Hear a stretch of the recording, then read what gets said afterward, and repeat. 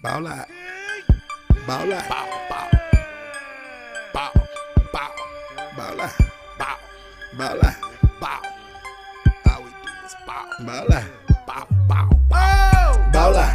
Ball out. Ball out. Me and my hitters go all out. Ball out. Ball out. We about to take them all out. Ball out. Ball out. Me and my hitters go all out. Me and my hitters go all out. We about to take them all out. Ball out. Ball out. Me and my hitters go all out. Ball out. Ball out. We about to take them all out. Ball out. Ball out. Me and my hitters go all out. Me and my hitters go all out. We about to take them all out. Dropping by the mall out. Come deliver mail on y'all route. Show them what it's all about. Just get called out. Fall out. Fall out. Me and my clique, we don't fall out. Me and my chick, we don't fall out. We minding our business, keep y'all out. Break up, get up quick, then we hit licks till it's all out. I hate my job, I'ma call out. Boss of myself, child out. I'm a recruiter, a high percentage shooters, gotta keep rifles and Rugers. Some people just trifling and losers. Watch for the jackets at night, they be cruising. I can put together. AR Kinston Yetta. My hitters be tougher than leather. Can't nobody do it better. Glock 9 with the FN. Step in with my best friend. Best friend Smith and West End. If you miss 6, still catch 10. Ball out, ball out. Stall out. Pulling up outside of y'all house. Empty till we all out. I got the juice and I'm crazy and crazy. And if you not a killer, don't say.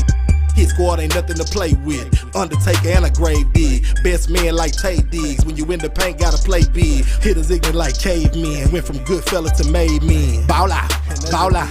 Me and my hitters go all out. Shout out, ball out, get called out. Ball out, ball out. Me and my hitters go all out. Ball out, ball out. We about to take them all out. Ball out, ball out. Me and my hitters go all out. Me and my hitters go all out. We about to take them all out. Ball out, ball out. Me and my hitters go all out. Ball out, ball out. We about to take them all out. Ball ball out. Me and my hitters go all out. Me and my hitters go all out. We about to take them all out. Yeah.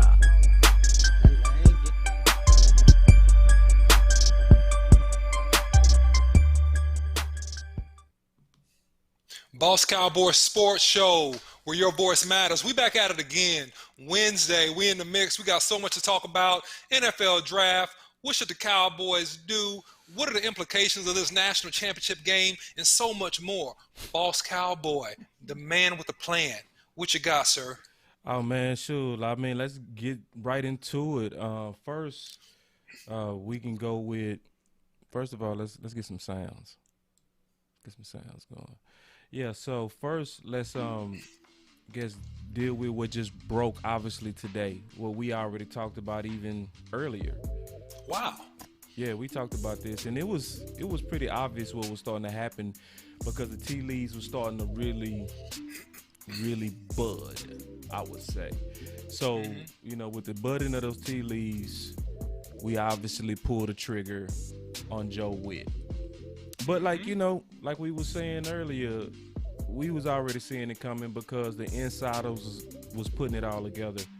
So he was hired, but then Fish was saying likely it was going to be a combo package. So they was already in the works on that. That's obvious, you know, and it was starting to piece together. Like when all three of us was talking about it, I think me, you, and Buddha, it was a bunch of candidates that we looked at as Sunday. It's Wednesday, and it's like it's ancient. It's ancient. It's like we put exactly. And it's somebody said it the other day. They said, no, hold on real quick. Buddha go talking about, dang, what happened? Stop, Buddha. Don't even do it. We'll talk to you later. Yeah, we'll talk to you later. Talking about what happened. It's showtime. But anyway, we always build a show to be able to go regardless. But anyway, but going back to what we were saying, looking at, you know, it was pretty obvious, you know, what was getting ready to happen, you know, that they was packaging these guys. And my thoughts on it, I'll say would be, and I'm going to just say how I really thought about it. Cover your ears. But, you know, as a guy that dated back in the day, and I, you know, I'm a single man. I'm still kind of out here having my fun. I notice in my dating that a lot of times if I have a disagreement with one of my lady friends, that they don't really say I'm sorry. They do other things to make you know that they're sorry. But generally, the ladies that I've messed with don't say I'm sorry. I'm saying all that to say, because I'm long-winded with this. This is the Cowboys' way of saying they got it wrong with Rod Marinelli and Chris Richard. That's exactly how I see this, because we said it yesterday, they didn't take any big chances. They basically trying to go back to what it was. I was wrong. That's how I see this. It's basically saying we was wrong about firing these guys. We went with your guy and we was wrong. What's your thoughts? You know, I think this is a complete comfort zone hire. You know, it goes back to what I said before, that, listen, they wanted Dan Quinn, a man they could control. It was a package type deal from day one, and it'll probably just be a whole bunch of other coordinators that Whitt knows and that Quinn knows, and it'll just be an old goulash, get it back together party. So my concern about this is that based upon the performance of, obviously we talked about Dan Quinn, but even Whitt, I think he's an up-and-comer for sure. I think he deserves an opportunity at some point. But does this help the Cowboys in a secondary become an excellent secondary? I'm not sold on that yet, Boss Cowboy. I'm not quite sold on it. And so I think that it's a safe hire. And I think it's like, you know, the older you get, I think the smaller the circle of your friends get, and I think that the Joneses family is kind of like that in this sense of that there are a couple guys that are our guys that we, a type of guys that are our guys that we trust, and then we don't really hire outside of that type of criteria because these guys are not really our guys. I think you could have done better. But listen, it is what it is, man. We got to figure out how to make this thing work. Does this make the Cowboys better in the secondary? That's the question. Yeah, and we go get into that.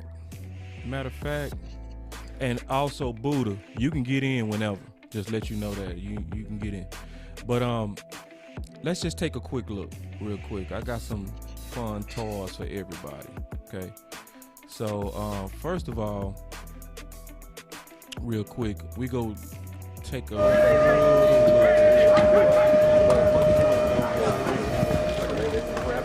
So this is Joe, just as we discussing Joe. I'm gonna turn it down. So that's Joe Whitt. He's actually working with the guys from Green Bay. And I know this drill. This is actually created drill. I like that he's hands-on with this one, OC. What's going on? Like, look at it. First of all, you tell me what you think going on, and I'll tell you. Let's just play a little game. Oh man, this is just. I mean, it's real simple, man. He's teaching his people to get off blocks and make tackles. Thank you. You know, I mean, OC, that's all. I mean, why did I talk to you like this is hard? I mean, this is football 101. This is football 101, but actually we didn't do this drill like this. We didn't put it together when we used to do it, you know, and it's a good drill. And see, a lot of people don't see the nuance of playing corner. When you're going against those receivers, you have to be able to get off blocks, and it's techniques to get off blocks. We also in danger, right? Because when you're getting off a block, a lot of times a running back is probably coming around the corner. So he has his full steam. The defensive back does not. So it puts us in harm's way, man. But that's Joe. And I like the fact that he's a hands-on guy. I've been just kind of peeping him do his work. And so we still waiting on Buddha. He might be able to come in. He was having a little technical difficulty. But yeah, I just want to kind of show a little bit of Joe work. Ain't nothing like a little hands-on. And one more thing I want to talk about just real quick. Still with Joe. Remember we talked about the other day when we said, one of my lady friends said, oh, that was quick. Mm-hmm. But the thing is, they've been wanting Joe for a while. Let's be all the way honest. They've been wanting Joe for a while because, like I showed yesterday, Joe is not new to the Boss Cowboy sports page. It's timestamped January 9th, 2020. They was talking about him for 2 days last year, and I already researched them. Okay? And so I was saying, OC, that I think this is an apology because everything about him is a Chris Richard clone, down to what he says. Well, I think that with him, you will get more physical play, definitely. You will get accountability at a high level. Definitely. So I think that he helps develop Stephon Diggs. I think this is really good for Jordan Lewis in particular, who's more of a dog of a player. And I think he'll get a chance and he'll get an opportunity to be a little bit more on the field, I think, in my opinion. So, I mean, in terms of physicality and techniques and, helping guys play physical, because at Green Bay, what did you have? And this goes back to what we talked about a show ago, that you had 6'1", 6'2" corners, right? Right. Big, long, physical corners. Right. That's what he's used to coaching. That's what he wants, and that's the benefit that he brings to the Cowboys, which will help us match up if we even go further with this thing against various teams in the NFC East. So overall, hey, listen, he'll be excellent there, but I got some other questions, Boss Cowboy, and I'm going to say those. What you got? I mean, go ahead and expound on them. I mean, listen, here's the deal. From a schematic perspective, not just a physicality perspective, based on his performance as a passing game coordinator at a couple of the stops, is he the best fit? Is he going to pair the best people on the field? Are they going to teach the techniques in coverage and make the right calls on the back end of this defense to be successful in a increasingly tough are improving, getting better, several teams in the NFC East, okay? So that's my question. Gotcha. So let's go to the horse's mouth. I think that's how we should handle it. Where we go straight to him and we go check him out. Now, the good thing about all the links and the videos that we pulling up, if you go to our YouTube, you're going to be able to go also do your own analysis on these people. So we go play it real quick, and we go kind of listen to them, and just, tell me what you think just based on hearing them out. So I'm going to turn down our music, and then we go kind of get into Joe, and we go get to know Joe a little bit more. We could have did this yesterday, but he wasn't hired. So why go through all the work? You know what I mean? I ain't going through all that work. I did this last year, but now let's dig into him. Let's go. I've known about Greedy a long time, coming from the SEC, and he worked out with Ryan Clark, who's one of my best friends. Ryan was actually here last week, so he's been on my radar for a long time. He's a very talented young man, and I'm glad that we have him. The knock on him supposedly was that he wasn't a great tackler. Mm-hmm. So I know he did some tackling out here, but what have you seen on tape to dispute that? I'm not going to try to dispute anything. I mean, what guys necessarily did in college, we're going to get them here, and they're going to do it our way, or they won't be out there doing it. And so, not just talking about Greedy, talking about the whole secondary as a group. We have a standard of play. Physicality and effort is our number one motto in our DNA. Let me pause. So, where have you heard that before? I mean, we know exactly where we heard that before. Exactly. Physicality. That's Chris Richard. Yeah. Now, the couple of things that I heard that I like is the fact that it was accountability out the gate. Out the gate. Right? What'd he say? If you don't do it like we want it done, you won't be out here. Let's keep going. If you had something on that? No, I like what he's laying down in terms of high standards. I want to finish listening to this. Yeah, I like that. Okay, I'm going to play a little bit more. If a guy's unwilling to do that, they won't play. Greedy understands that, and I think he's willing to do that. I think you... Hold on. Now, we talking about Greedy. So anybody remember Greedy was a highly touted recruit, and he said Greedy ain't gonna be out there. So anyway, seen him come in, and he's shown effort. He's finished plays. He's finished in a dominant position. He continues to get better, and so I've been pleased with the way that he's working. But like I said, the whole group understands that we have our DNA, and our DNA first thing is physicality and effort. And if you don't show that, you won't be out on the field. Amen. Explanation for why maybe film last year, particularly at the end of the year, maybe he wasn't, sticking his nose in there as much? I didn't ask him. I didn't care about it. I didn't ask him. I didn't care about it. He's not going to be out there. The reporter asked him. They might not have heard it, OC, so I'm going to repeat it. Yeah. I think Buddha just came in the house. What's up, Buddha? What up? What's going on? So hopefully you feeling better, man. He was under the weather, y'all. Y'all be patient with Buddha. But anyway, the reporter asked him, what do you think about the tackling from college? He said, I don't care about that. I don't care about that. I care about what he go do here. I'm not looking at college no more. All right. I'm going to keep playing. Offenses are set. Do you have to have at least one safety who's kind of like a linebacker in today's game? Well, people are trying to spread you out, and it doesn't necessarily have to be a safety, but it has to be a body type that has the flexibility that can possibly cover receivers and at the same time fit in the box. And so if you had a hybrid linebacker, if you look at Steve's defense in Carolina, they had 54. I can't remember the kid's name, but he was that person that did it. Here, we'll try a number of different bodies to try to get that role taken care of. How's Morgan Burnett fit in so far? Morgan's been doing a nice job. He's a smart, reliable player. He works the way that you want your guys to work. He's a great teammate. He's been a good addition to our defense. How do you get guys?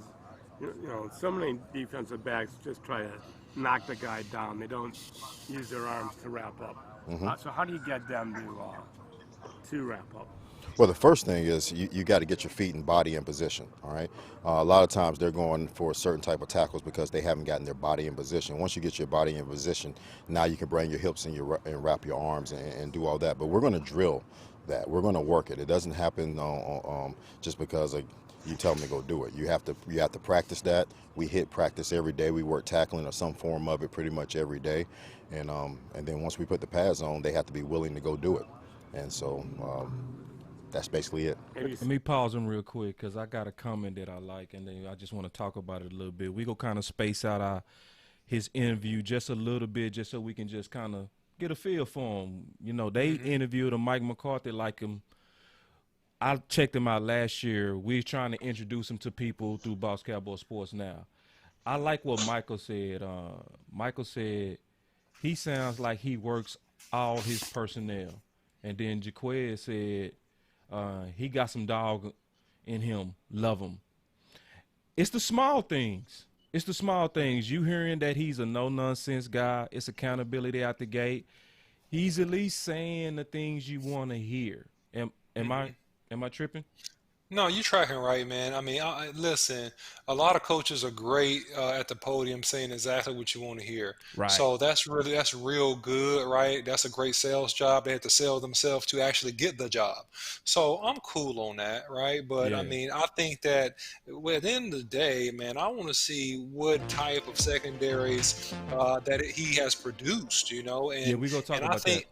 Yeah, and I know we are. I already know we are. So, you know, what I think is that physicality definitely helps some of our corners. Accountability definitely helps some of our corners. But it's the nuances of the game and coverage and technique and recognition that's going to actually be the secret sauce to stopping teams. So I want to get into that.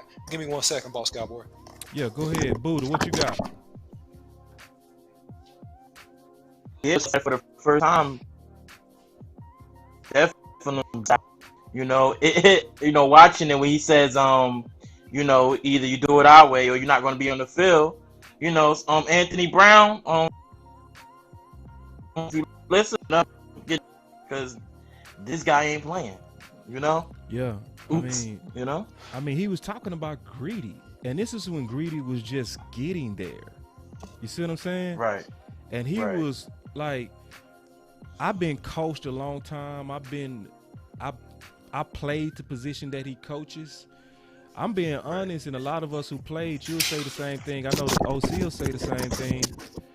Usually your stars and people that's highly touted are to a degree kind of massaged. You know what I mean, OC? Where you're better. We was talking about Greedy and how out the gate he was like, look, if Greedy don't do it the way we want it done, he won't be out here. Right. And I know you played. I know Buddha played. My boy Jaquez played. He gonna be on the show soon. We know when stars are coddled, when they hug them and they massage them and they give them a little bit of favoritism. I don't sense that. I don't sense that with this guy. I sense, hey, I got a standard. It's gonna be that, or we gonna have some problems. Yeah, I sense a take care of your business type of guy, which I like. And, you know, but here's my question, just to counterbalance this. In the Dallas Cowboys organization historically, right, there has been coddling, there has been favoritism, right? So is Dan Quinn the appropriate DC to overcome that with? Is Mike McCarthy the coach that will let him have free reign and hold top draft picks accountable and not be influenced by the front office and who they want to see given a chance? Is that going to be the case? If it is, great. But if it's not, Boss Cowboy, we could have a couple issues. Right. Well, so let me say this, because, man, first of all, outstanding analysis. The more that I look at Quinn, the more that I really believe that they really wanted this guy. And it's almost like Quinn is to get this guy in the building. Because I'm sensing like some yin and yang. Because I'm studying Quinn, and I've been studying him more and more. And the thing that seemed to be his Achilles heel is a lack of accountability. And so what sometimes good coaches do is they get a guy that's an accountable type to balance the guy that's the good cop. Because you remember it was Aikman who talked about him and Jimmy used to play good cop, bad cop. But he had to become the bad cop when it was with Barry Switzer. So I'm thinking this combo thing is is about bringing in the accountability that's gonna help Quinn. What you got on that, Buddha? Yeah, I Hold on, Buddha. I just cut you off. Go ahead. this guy seems like he's firm, and I get what you say. I never thought about it like that, but it definitely makes sense. Right. You know, we saw with the Falcons, we saw a lot of non-discipline, getting away with Non-discipline. things they shouldn't have been getting away. Yeah. And Then they didn't I mean, and honest, Go ahead. and to be honest, we seen it with our team. Right. So it makes sense to bring this guy in because our secondary lack of discipline all early in that season. So they know what they're doing. It makes sense, you know. Yeah. I'm kind of trying to see the fit, and I'm thinking I'm seeing the fit. What you got, OC? Yeah, I think that that's an excellent perspective that you brought out, first of all, Boss Cowboy, and that, we talked about in the last show that they would need to put certain pieces around Quinn for him to be successful. So based on that perspective, this is potentially one of those pieces. Now, what's going to be really, really interesting, and also really, really key, do they get a hard-nosed, tough guy defensive line coach? Yeah. They get a hard-nosed, tough guy defensive line coach, then I think that exactly what we said is played out exactly as we predicted it. And I think that puts Dan Quinn as a DC in the best position to succeed. Right. So I'm going to tell you, Buddha, OC, what I'm thinking I'm really seeing, I'm seeing good common sense. I'm seeing a meshing and fixing of the issues that we was having. So I'm going to go back to the interview real quick. And just before you do, Boss Cowboy, yeah. just really quick, something else that needs to be pointed out for the fans too is that, Whitt is actually, as you kind of touched on, he's a built-in contingency plan. He's an auto built-in contingency plan. Yeah. So if Quinn is too soft, if he doesn't get the job done, then we already have your replacement hired. Man, I think that's what I'm smelling, OC. I'm smelling Quinn is what you said, to where we get us a puppet because it's coming together for me. I was looking at the puzzle and it wasn't making sense, right? Mm-hmm. Because let's be honest, we hire Quinn out of the cheap seats. That doesn't mean he's bad, but let's be honest. Most people not excited about mid-termination coaches. No, and you shouldn't be. And most mid-termination coaches do not come in with an exclusive DC position of a team like the Dallas Cowboys. They get position coaching jobs. They're not just completely out of the league, but if you get fired like that, you get a position coaching job and you work your way back up. Right. Yeah, so I'm seeing it. See, listen, a lot of, and Buddha, I definitely want your help on this thought if you got something on it, but the Joneses get a bad rap, but I really feel when they put their heads together, they good. You know what I mean? Like good might be too much. I say I can see where they're using logic. I can see it. I really do, man. Like it's working with McCarthy. It's working with guys that he believes in. It's bringing in accountability, which was a knock on Quinn. Go ahead, Buddha. Yeah, I don't know. I was thinking the opposite. I was thinking, hey, they and is lack of them. Say that again. Lack of them, not being. I said, well, what I'm hearing and I'm seeing from them is lack of them, the Joneses, staying out the way and letting Mike McCarthy and them do their thing. Because when you say common sense, you know it never adds up with them. Right. So I ain't gonna say never, but to make sense. In the limelight most of the time. yeah, you scratch your head. You right. You question some things when they're coming straight from the top. So, whether you could still give them credit for taking the seat back, but Jerry said he wanted to be a different GM this time.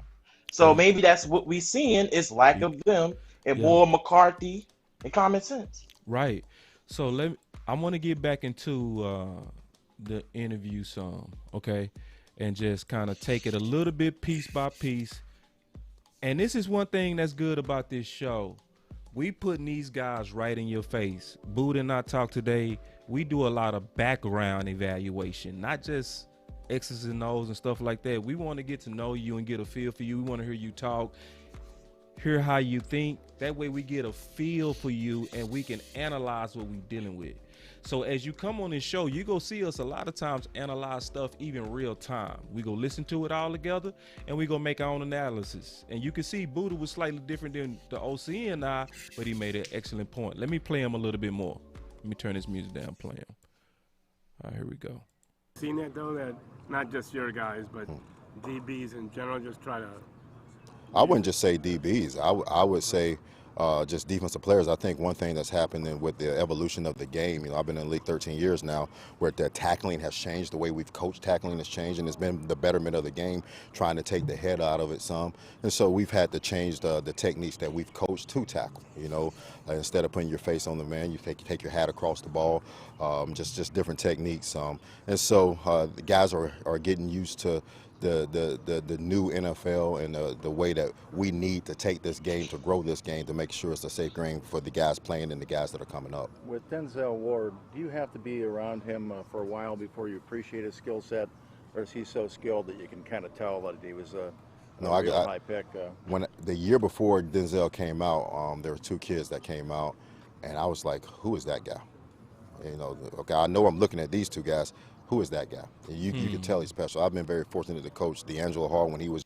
Now you got to catch that. See, I caught that, and that's what I put basically in this post. All right, is one of the things that was a highlight to me is he has his own eyes. He trusts his own eyes. He didn't go with hype. He was sent to Ohio State to go look at he named him. Lattimore. He was looking at Lattimore, and as he was looking at Lattimore, he was like, I know I was sent here for these guys, but who was that youngster? That's saying a lot. That's saying he's willing to go outside the box for who the better player might be, even if that player's not getting the hype. That's what you want. Like, just being honest, as we trying to judge his soft skills. Did y'all have anything on that? Yeah, I think that with him, go ahead, Buddha. Not for the draft. I mean, it's great. It's great in the draft and the skills that we need when it comes to seeing that eye. I think I might have had done that when I was drafting on the. So I seen somebody else, and I was like, "Oh, word! It's another guy on there. That's safety." He was from TCU, so yeah, man. Yeah, I like that. That's a good sign. Go ahead, OC. Yeah, so definitely, a guy that can think for himself, right? Right. And my only question is, and I'm not being negative, but this is just a question: will he be allowed to think for himself? Will he be allowed to pull people out of the games that are not performing and put in a 7th rounder or a free agent if they're outperforming the draft pick? Will he have that carte blanche? If he does, we're in really, really good shape, right? We're gonna be in great shape, and it's gonna push the competition level, which the NFL should be competitive, right? Practices should be competitive, right? You should be out there every day fighting for your position, trying to improve and get better, and never resting on your laurels, thinking that you got it or you're in with this person or that person, that because of that you're gonna play. Right. Let's just keep going. We go listen to a little bit more. Matter of fact, I heard enough. Let's get to the numbers. All right. I heard enough. Do y'all want to hear a little bit more? Because listen, I tell you what, if you want to break it down, this is the perfect way to do it. Whatever the people want to do, Boss Cowboy. What the fans want to do? Yeah, I heard from y'all. Like, we'll go through and just get to know this guy together, or we can move on. Because I was going to talk about his actual production. Because you said, let's dig into his production. Because I got some stuff on his production. We need to do that. Okay, we're going to do that in a minute. Before we do that, I want to talk to people how to go get the content that I'm posting. All right. So first, I'm putting now all the links of the videos that I show in our YouTube description. Okay. Another reason to go over there and hit that like and subscribe, because I've already did all my homework on these guys, but some people want to kind of go look behind you, which I always recommend. I don't want you to take our word for it. I want you to go look for yourself. I also put the links on our Facebook description. So that's going to help you go do your own research. You don't have to take our word for it. You can go look and you might see something different that we didn't see. But the best way to kind of get all this stuff is to go on there and make sure you like and you subscribe and you hit that bell and you follow. That way you get the notifications as we continue to kind of introduce different people. So getting back into, like we said, we was gonna talk about some of his production stuff, because the production, he has a long track record, and Buddha dug into his track record. We gonna do it a little bit more, but let's look at, oh, that's not it. This is it right here. All right. So this is from Connor Lindsay. He said that basically his rank. Okay. So this is dealing with the rank of Whitt. You heard all that stuff. It sound good, but then let's look at what actually produced on the field. Last year he was 32nd in passing yards, 27th in passing TDs, 29th in net yards per attempt.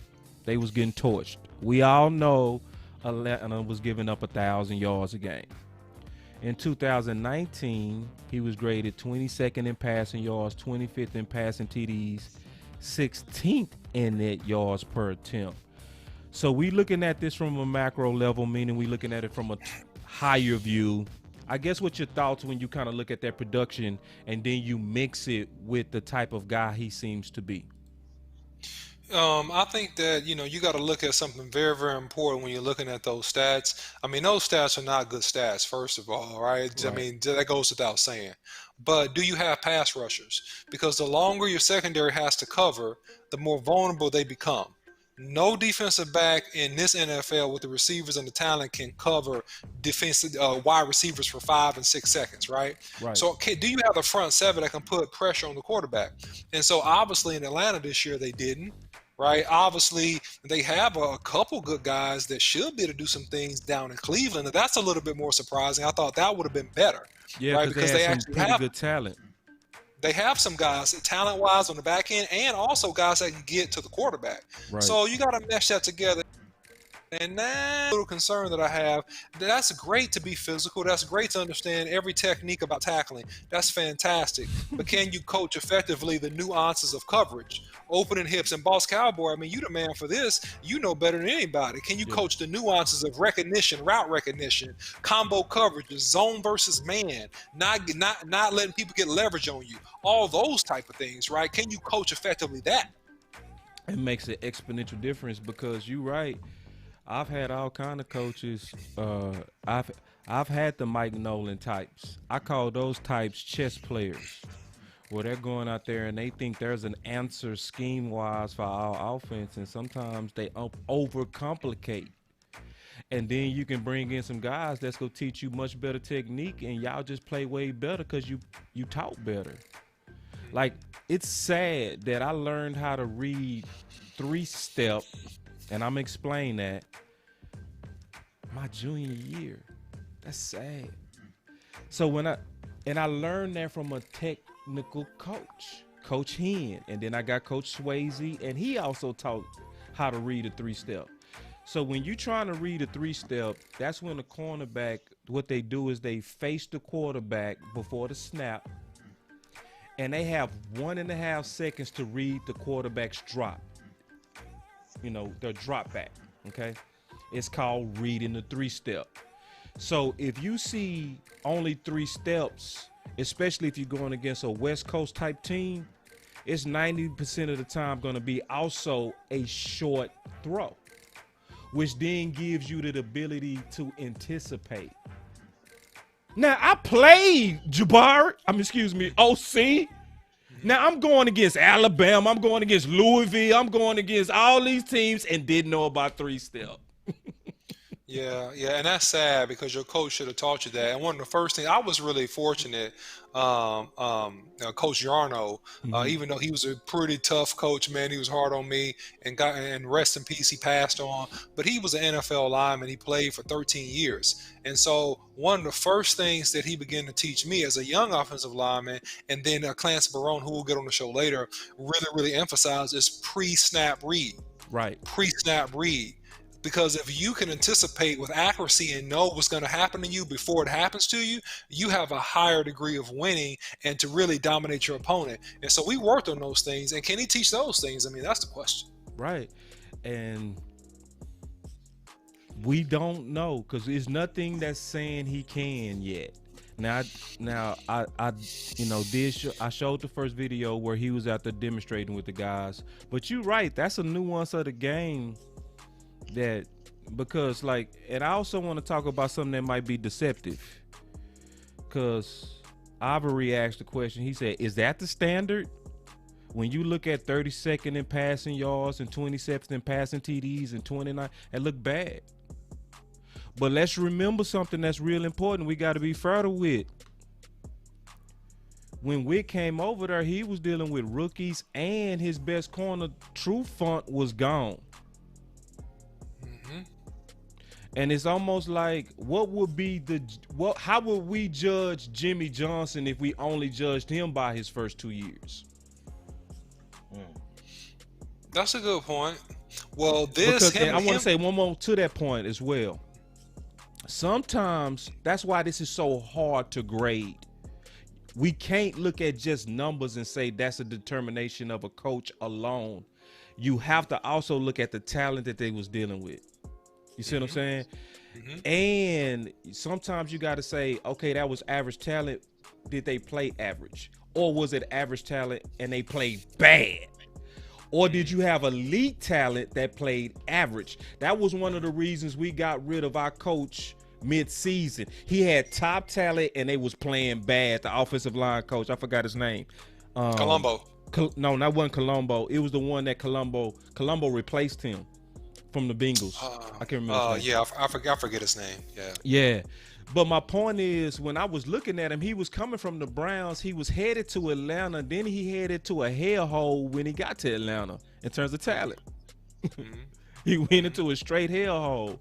And when you Jimmy Johnson, the first thing that he started to do is say, I got to upgrade my talent. That's what the whole Herschel trade was about. And when he got the players, then you could judge him better because it was his players. Did you have something on that, Buddha? No, go ahead. Okay, cool. Yeah, see what you got. Yeah, so let's talk about talent. Don't the Cowboys have some talent? They had a second round draft pick. We have Diggs, right? We have Lewis. Don't we got a young promising safety? Yep. So we have some pieces. So to me, this year would tell a lot. He has some talent. And they're probably going to draft somebody else to strengthen. They have some talent. They got a few pieces, boss. Well, they have a few pieces, but this is the deal. You counting pieces that we might not have. We had pieces. You see what I'm saying? See, because Jordan Lewis is a free agent. True. Wilson going into year 3. He was a stud, but we only have a small sample size of him in league terms. Diggs played good, but he was also, in my opinion, up and down. You can see the flare, the flash, but that's big shoes as well. We don't know if we go re-sign a Livesay. We don't know that. So it's almost, I would say, it's going to be a big old depend. Yeah, I think. And hold on real quick, OC. I accidentally cut you off. OC, the depend is going to be, I think, what we talked about the other day. Go ahead. Yeah, no doubt about it, man. Look, first of all, didn't our core talent team of the Dallas Cowboys pick these guys, right? So in my opinion, Jordan Lewis and Livesay, yeah, you may not sign both of them, but you sign at least one. So let's talk about that for a second. If you had to pick one, Livesay or Jordan Lewis, who are you going to resign, Boss Cowboy?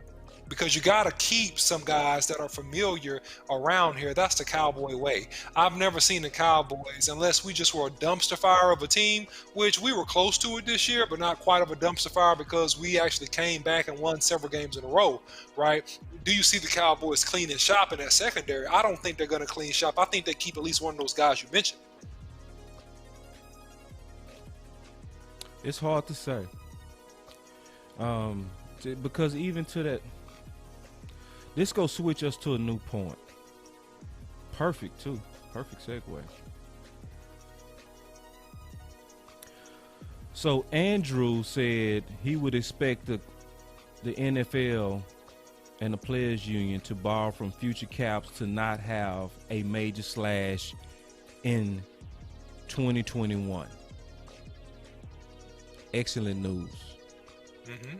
Excellent news, because you asked a question that's dealing with our future, and we getting ready to talk about a couple of different things on what I just highlighted there in terms of that cap, because that's big what he said about being able to take the cap and borrow against the future cap, because they expecting by 2022 those television revenues is going to exponentially spike the cap, which gives them some play to be able to fix this pandemic year, which hurt revenues.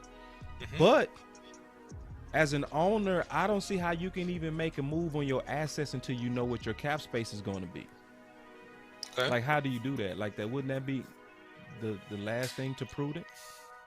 Yeah, but I mean, we're not talking about high dollar guys here, right? I mean, Jordan Lewis, I mean, Awuzie, we're not talking about, top 5 players on your team. Right. We're talking about guys that play a role. We're talking about role players. So role players are much easier on your cap and on your books than signing an Ezekiel Elliott or a Dak Prescott or a Gallup or signing somebody like a Cooper, right? So to me, it's almost of no consequence if we know the exact number if we're signing key role players. Right. Well, to your question, you asked a hard question, bro. You said Jordan Lewis or Awuzie. Yep. If somebody stuck a gun to your head and made you pick one, who would it be? Awuzie. Why? Because he's a better athlete. And I think both of them play very hard football. That would be hard, man. I want both of those guys. But I would go with the guy with the better upside and long speed. Now, I think Lewis is a dog. I think he's an alpha. I think he was greatly cheated with the Dallas Cowboys. I think he was on the wrong side of the Jerry's bet or Steven bet. But I would go with Awuzie if I had to pay one, because and then you also having somebody that you know is going to play the other corner, the digs, and you need a corner. You've given too many reps to Jordan Lewis in the slot, which is exponentially important, but you also took away from his reps on the outside. Right. You know what I mean? Now, if I saw him play on the outside like I saw him play his rookie year, I'm going with Jordan Lewis, because he was better than Awuzie they rookie year. It wasn't even close. If you say so, you wasn't watching. Yeah, and I think that when you after again, we seen this at Houston, man, where we played, and it's a really unfortunate situation. Yeah. And we know these are grown men and they're professionals, but you can get politic to the point that you lose a little bit of your fire. Yeah. Right. Right. You can get politic to the point where you lose a little bit of the drive. Mm-hmm. Right. And I don't really think it's happened with Jordan Lewis, but I do think that the ups and downs have affected him a little bit, because what I see is a guy that's a dog that would make 50, 60 tackles a year if he started. I see a guy that would make picks. I see a guy that would make a lot of plays. Yeah. And if I had to pick just based on production and the type of player that you need to have based on wit, I'm going with Jordan Lewis all day long. I'm starting him in the slot, man. I'm starting this guy in the slot. What about the outside corner? You said slot. Yeah, the outside corner. That's what you meant? Drafted. Listen, outside corner or slot, but you just saying keep him, period, and then you'll figure it out. I'm saying keep him, but I'm making a greater point, right, in terms of him being able to operate in the middle between the hash and the numbers. And I'm saying too, without getting too complex, I'm saying that you draft or you pick up in free agency another corner, because you need one anyway. Even if you did start Jordan Lewis at the outside corner, you need another good corner anyway. So you got to go get one of those guys anyway. Okay, Buddha, who you keeping out of Awuzie? I didn't expect that question, OC. You really rocked me with that one.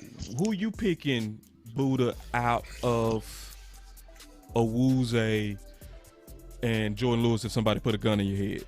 Go. I'm going with Awuzie. Well, a couple of things I didn't like about Jordan Lewis this year. I saw your lack of discipline. I see a lot of plays where he just did like the head, but it was just stuff that I was like, what are you doing?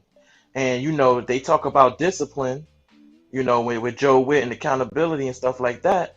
They might not want to see what in Awuzie. I saw a lot of the development turning his head around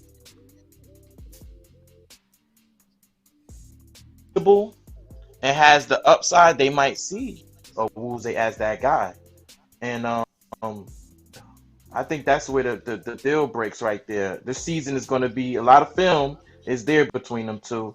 Yeah, and that discipline might be that difference.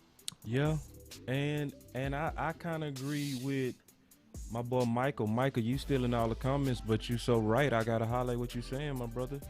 To me, I saw Cheeto playing better this year when he finally got out there. He finally looked like he was a very competent corner. Last year, I was almost starting to think I was seeing more safety than corner, but I saw corner this year. I saw corner. I saw a sticky corner.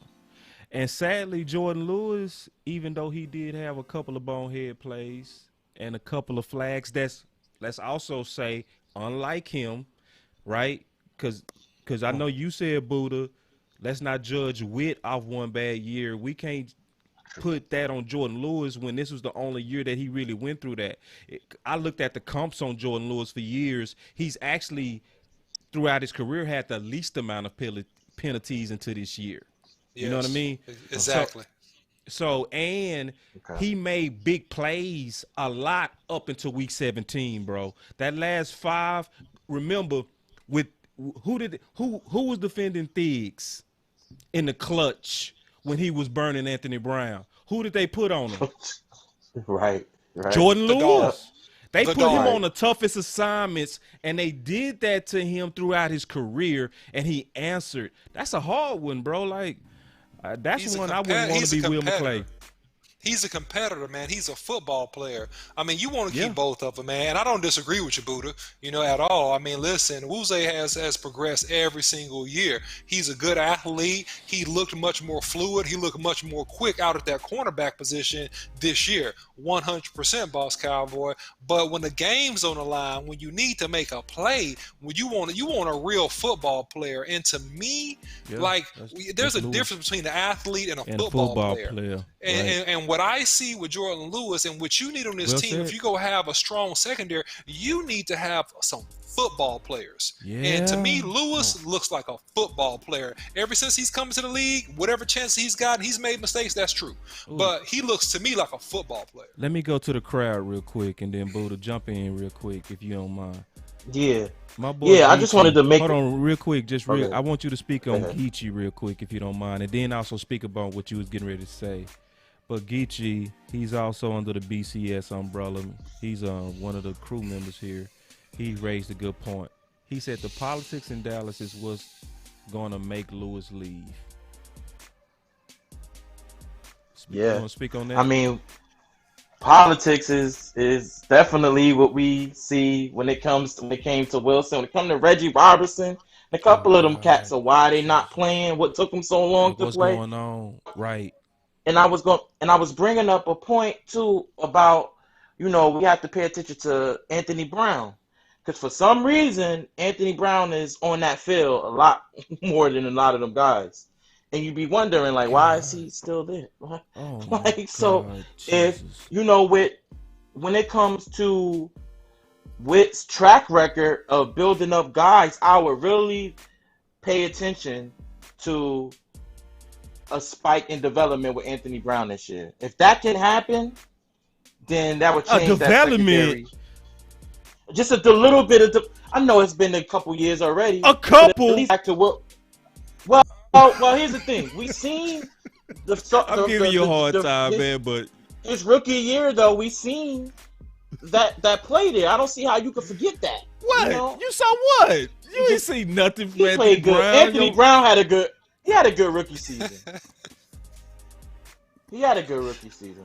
Oh man. Okay, maybe I was ready. I know what's happening. I thought about this today. Cause you know who else getting like a little bit too much love when you break them down from analysis like that? I'm not beating you up too much, Buddha, but I gotta punch on you for this. Schultz. And I thought about it. Schultz tricked me. Schultz tricked me. You know what happened with Schultz? And we gonna come back to talking about this because all this got to do with our coach. Schultz was so bad when he played average and looked elite. Dang. That's what happened with Brown. He got you. He got you. He was so. He got me with. He got you, bro. Yeah, he got you. Like he was so. Like no, it wasn't nothing special about his rookie year. He ain't get no picks. You can't remember not one time in 2016 him just making like some dog breakup play. You don't. If anything, he didn't get targeted. That's what you saw. But you didn't see him making plays. You didn't see him.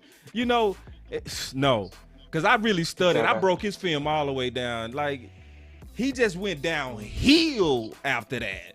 And so I think some people so bad when they play okay, we say, oh, they came around. No, you just got up to maybe average. Okay. So I got to use my word against me. I got okey doke. Yeah, hold on, man. You was doing this right on that right there, bro. You had your nice little sip of the cocaine Kool-Aid.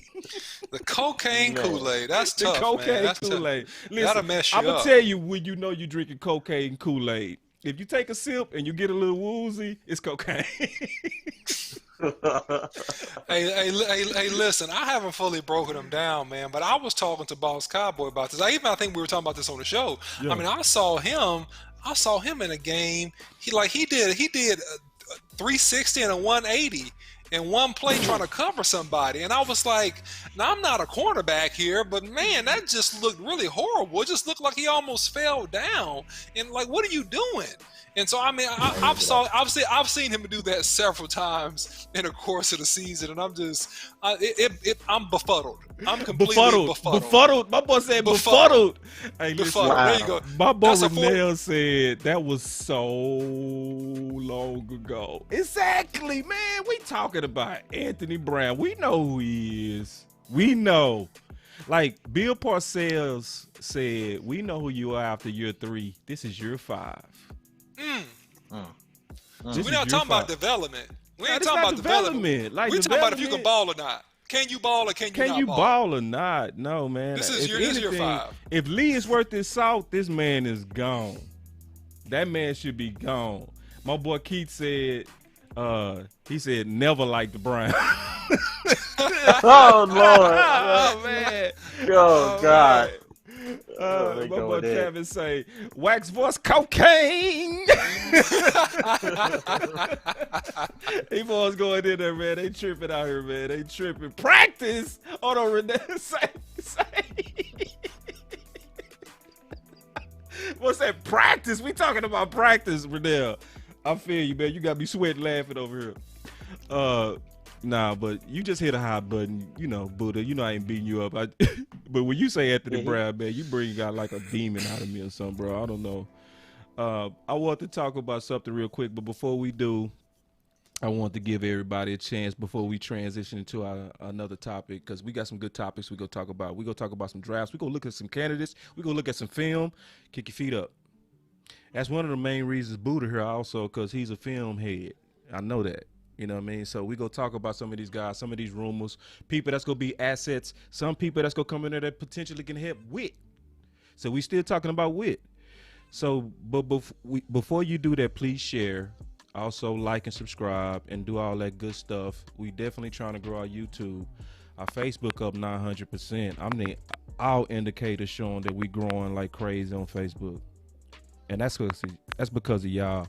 And don't even think it's based on the people you may see, because what happens is the word on Boss Cowboy Sports with the OC and Buddha and Geechee and everybody that's a part of the team, we get a lot of traffic after the show, which means people are hearing about us and then watching us. So don't get it twisted that you might see 40 or 50, 60, 20 that's on. it goes up into the thousands as days go. Cause I'm watching the metrics. Our numbers up. We go be a fire show, and y'all on the ground floor. Thank you. But we finna talk about something, man.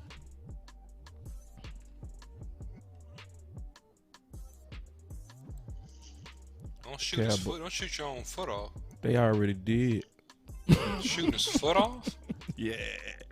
Oh no. Yeah, I was having intense fellowship with my brother Jose yesterday. And I was working on some clarity stuff to really bring everything home.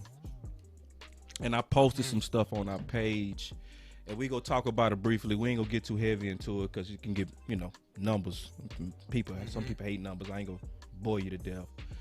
But I wanted to illustrate, like, you know how sometimes you can have something in your mind, OC, and you gotta put it out. You know what I mean? It's like I kept seeing this in my head. I kept seeing Dak in the middle, where basically quarterbacks was paid before him, but then the risk is quarterbacks getting ready to get paid. So here we go again, and really that shouldn't be Dak in the middle. That really should be Steven and Jerry in the middle, to where you supposedly should have learned your lesson because you increased Dak's price by playing and I'm gonna say this slow, by playing this must be team friendly game, because that's what's been going on. And I'm gonna break this down. We gonna talk about this just a little bit, and let's go explain how the Cowboys are shooting themselves in the foot. So I have on here all the contract dates of Wentz, Goff, and Watson. And I made it real simple. Nobody will find no leaked rumor from no insider where Dak was offered above those three in total guarantee. Most of those rumors won't even match those guys in average per year. Which, because they've been fighting for team friendly, they sitting in position to where they put themselves in a hole and shot themselves in the foot. That's a big foot too. That's $1 billion foot. Just hit it right in the big toe. There you go. Just now you're limping. You're limping dollars, limping $1 million every day, limping a couple million. And that's what they're doing right here with this contract negotiation, man. I mean, God forbid, man. They're gonna actually let Baker Mayfield get re-upped. They're gonna let Lamar Jackson get an extension, and then we're sitting in March and they haven't signed Dak Prescott. Oh my goodness, the numbers just get larger and larger and larger. That's exactly what's happening. It's getting larger and larger and larger. It's going up and up. And see, a lot of people, let's talk about it a little bit. Super important. When you're dealing with the numbers, this is the thing about the cap and exclusive tag and all of that. It's already in writing that a lot of that stuff is based on the average of the top 5 quarterbacks. So as new quarterbacks are enumerated, the average goes up. The average goes up. So, and I want y'all to really look at this. Me and my friend Ballhead Nut, we really was up to 4 in the morning last night talking about this. Literally 4 in the morning talking football. One thing that's just so crazy that I want you to really focus your eyes on. What's the difference, OC? Because you really fast with math. What's the difference between Watson's contract and what was offered to Dak? $717,000. What's the difference between what was offered to Goff and what was offered to Dak? $42,000. So you roughly. telling me they couldn't make an offer to Dak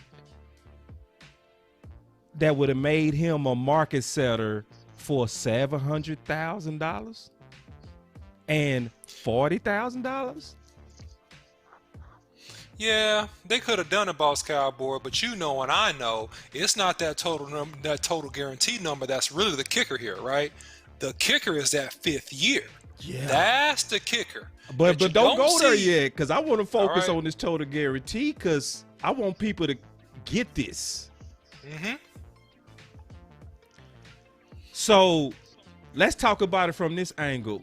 With the new contract from Watson and with them 3 quarterbacks potentially pending, they go pay way more for waiting.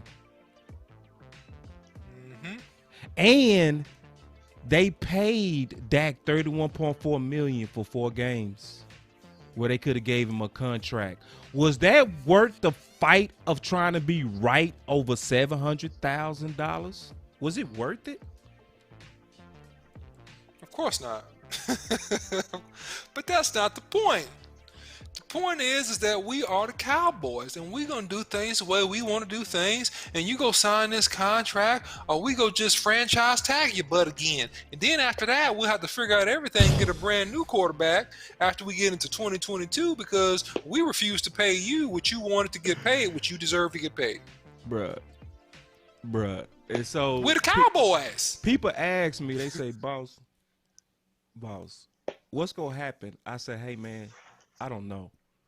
Because common sense to me said, pay him market, right? Pay him market. Make him an offer above Watson in total guarantee. Yeah. Make him an offer, even with the 5-year. Stop giving him these long offers, like 5-year, and you giving him less total guarantee. That's 2 slaps in the face. I don't think people get that. Most people say it was about the years. No, that's 2 slaps in his face. You telling me you gonna pay me less guarantee in more years?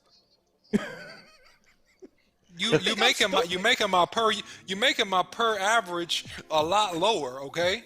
So it's basically you give me a massive discount because I can't enter into the market again. So basically, if the average for a top 5 quarterback, and let's say Dak is a top 5 quarterback, hypothetically, right? Whether you agree with this or not right now, just as a hypothetical, right? And the average would be in 4 years, $41 million. Well, you got me for 5 years.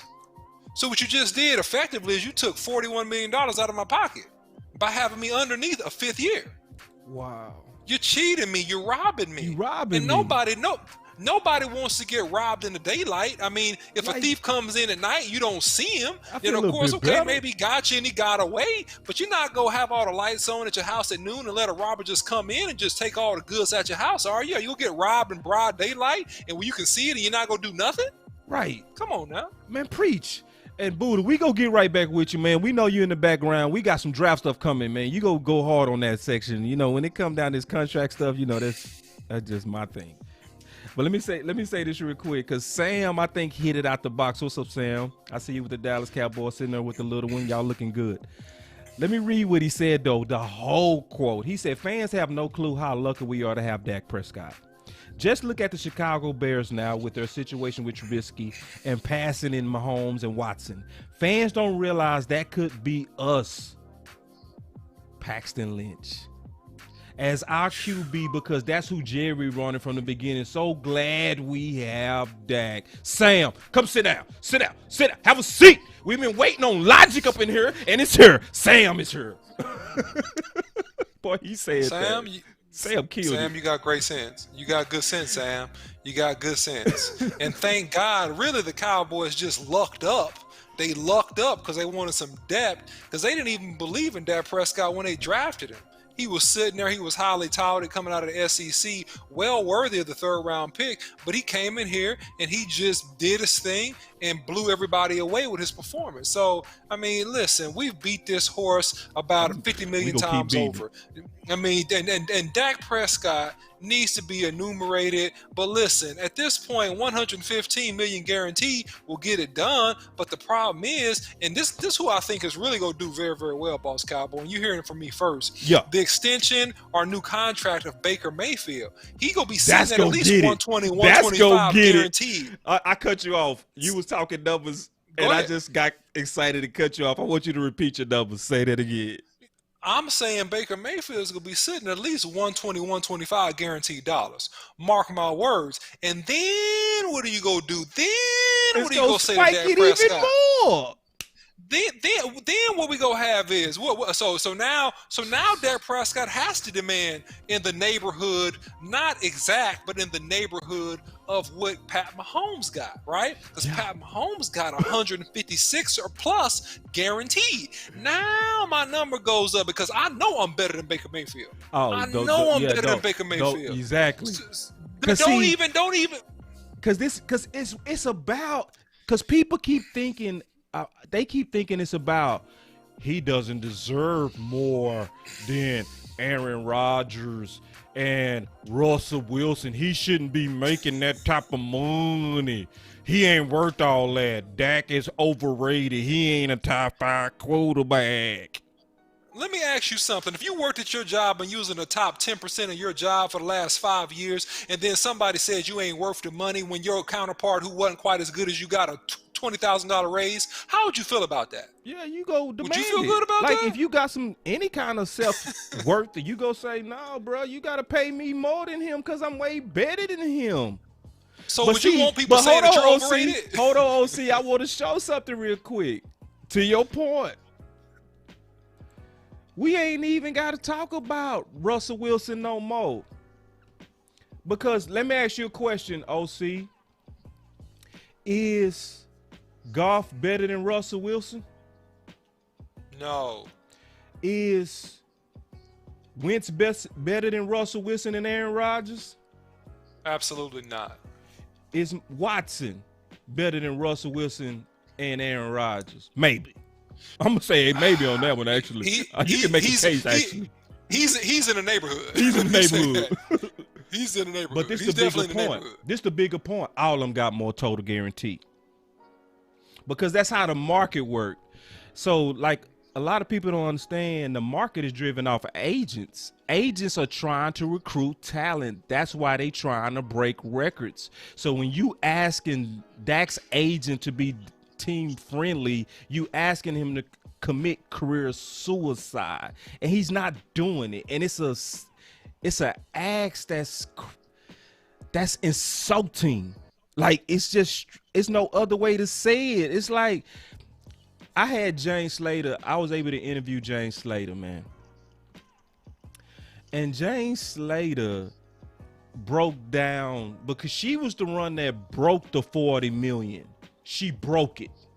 So when she was on the show, I said, hey man, I looked into the background. That 40 million was more so a counter offer by his agent Todd Francis to say y'all tripping, meaning y'all sent me an insulting offer, because guess what the first offer was to that?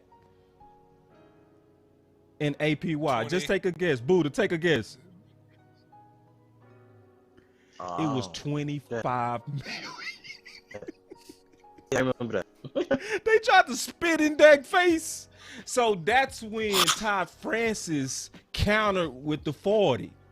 And what he was saying with that 40 was not, I want 40. He was saying, okay, let's stop playing now. You send 25, I send 40. Both of those are way outside of the market. Let's start having a serious conversation. But you know what the Joneses did? They took that offer he sent to make them get serious and said, this is what Dak is saying he want, Jane. Go tell it. And she looked at the offer and was like, yeah, this looked like a real offer. And she reported it. But it's the intentions of that 40 million that was leaked out. It was never serious. It was a FU type of, like, get serious, stop playing. So well said, boss Cowboy. Well said. That's what happened. Like, that's a fact. Like, that's what happened. So when you hear these people that hate him say Dak said he wanted 40, no, his agent said that, but he wasn't serious.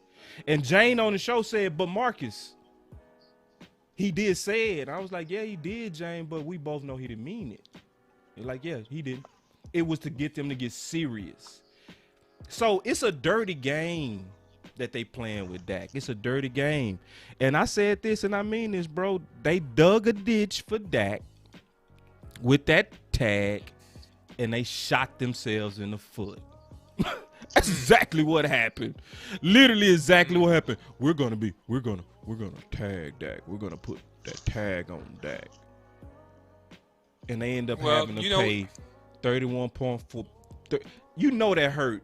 It hurt Dak. It hurt them almost worse than Dak ankle. Go ahead, OC. No, I'm saying, look, man, at the end of the day, we got another tag coming up of about $38 million if this thing don't get done. I hope it gets done, man, but listen, I've seen crazier things happen with the Dallas Cowboys. Yeah. And then now we got a situation where you done paid Dak Prescott almost $70 million in cash over 2 years. $70 million in cash. I want you to put that into your thinking, okay? 70 million, about 70 million, 79 million, 69 million cash. Hold cash on, and against the cap, 100%. All against the cap. All against the cap, meaning that money is gone. It's not leverage. It's not a signing bonus. It's not a salary. It's not a workout bonus. You can't manipulate the numbers in any way. That number and that money is gone. And then what are you going to do now? Mr. Smart Cowboys? What are you going to do now? Now, at that point, he definitely will get $145, $150 million guaranteed from you, or he's going to go out there in the free market and get it in about 3 days. Man, they go make Dak literally the highest paid quarterback by default. This is like a better version of Mahomes Kirk got the Cousins. best contract, but right now you would rather be Dak. You would rather be Dak in terms of money. Go ahead, OC, and then we gonna move to the draft. Money. We gonna move to some prospects after this. No, you're right. Listen, man. Listen. You paying me $69, almost $70 million cash in 2 years. I will take it. I will take it. I'm taking it. Okay, so if this don't work out, I'm taking it. It's cool. Hey, this the final thing I'm gonna say on this, because we've been leaving Boot out there. Boot, did you want to get in on this, buddy? Because I know everybody don't like talking about this, buddy. Did you want to get in on it? Nah, it's just funny. It reminds me of Harlem Nights. When she had her foot out, she's like, there it is. Shoot it, there it is. Hey, shout it. Hold on, I gotta clap for that. Shout that bad boy. That's funny. Yeah, man, that's exactly what happened. Yeah, so somebody asked me, OC and Buddha. Somebody asked me, man, Marcus, would you play on that tag? I said, hey, man, I would play on that tag. I would be, but this is what I would do if I was Dak. If you're not committed to me, I'm not committed to you. I'm committed to me. So yeah, if you tag me, I'm gonna go right in there and sign it. I'm gonna go right in there and say, yeah, you tagged me? Okay, yeah. Let's go. I will sign it. I will prepare with my guys all off season. Like I'm getting ready to happily play on it. Then what I would do, I would go out there and play ball like Peyton Manning. If they try to get me to use my legs, I'm checking it out. Zeke, here the ball. Every time. Like every time. If they say read option, nah, I'm dumping it off. You know what I mean? Like I'll still be trying to get the yards, but I'm not gonna put my body at risk. Nope. Yeah, read option, that's okay. That means I'm throwing it or pitching it every time. Every time. I'm never keeping it. I'm never keeping it. Never. You call me a draw, I'm running and I'm sliding, every time. Okay? I'm stat Legs king. First. I would be Sliding. stat king. My goal would be I'm going to take Lamb, I'm going to take Cooper, I'm going to take Gallup, I'm going to take all my my new weapons if we get some in the draft. I'm finna put up 6,000 yards. And if a sack is coming, I'm a slide. I'm not gonna try to beat it. I'm not gonna try to dive out because you're not committed to me. Curling up, baby. I'm curling up. I'm curling up like a baby. I'm playing Peyton Manning ball the whole season. My stats gonna be crazy.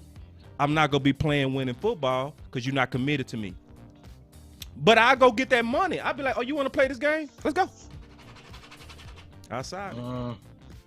I know you don't like that, Buddha, because that fan. Go ahead, Buddha. Go ahead, talk to me. Hold on real quick. Go. I don't know, man. For him trying to play on it, that another chance, man, I just don't. I mean, it was written the first time when you tried. Why would you do it the second time? I mean, if I'm him, I'm trying to be free. Let me go. And so you gonna go the holdout way? Man, listen, bro. Listen, bro. You gotta hold them kahunas and go in there. Debate. I like this. And go in there full blown, bro. Don't give them what they want, bro. If you sign that, you might. They the Joneses. Money ain't nothing to them. I see your point, but I want to fight you a little bit. Get your gloves on. Get your gloves. We finna box. Get your gloves. All right. Now, I do see your point because actually the Joneses, when you actually put them in the corner and say, look, I'm not coming to practice and I'm not doing all that, that's when they sign you. You right. But at the same time, as a quarterback, I don't want to risk my prep for money. You see what I'm saying? Or for a contract. I'm not going to risk my prep. See, a lot of people, in my opinion, this is why this is a good debate. This is a good fight, Buddha. This is a good fight we having. Check this out. Russell Wilson, people don't know why he gave them the deadline of July 15th. You remember that, OC? You remember that, Buddha? Where he told him, I want to be paid by July 15th or I'm not talking about my contract no more? The reason why he did that, because in his first contract when he signed it, they took it all the way up to OTAs, July 15th, before they paid him. And he was talking about the stress of trying to prepare and have the contract in the back of his mind. That's also why we should be appreciative of Dak, because you got Russell Wilson who said that even in the summer, it was hard to concentrate because money was on his mind. He said, I don't want to go through that. So pay me by April 15th so that I can focus on prep. So, Buddha, that's a hard dilemma, because if he does what you're saying, it would get the Joneses' attention, but it could also hurt his prep. Like, what's your answer to that?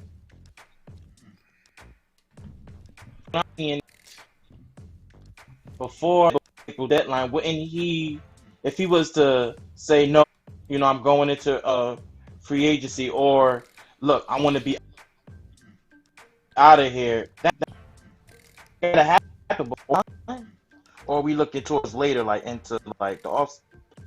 It's gonna be the whole off season, like it's but just to your point, you basically saying which it fit what actually works. I'm not actually fighting you too hard on it, because actually Tank got paid when he used his shoulders leverage.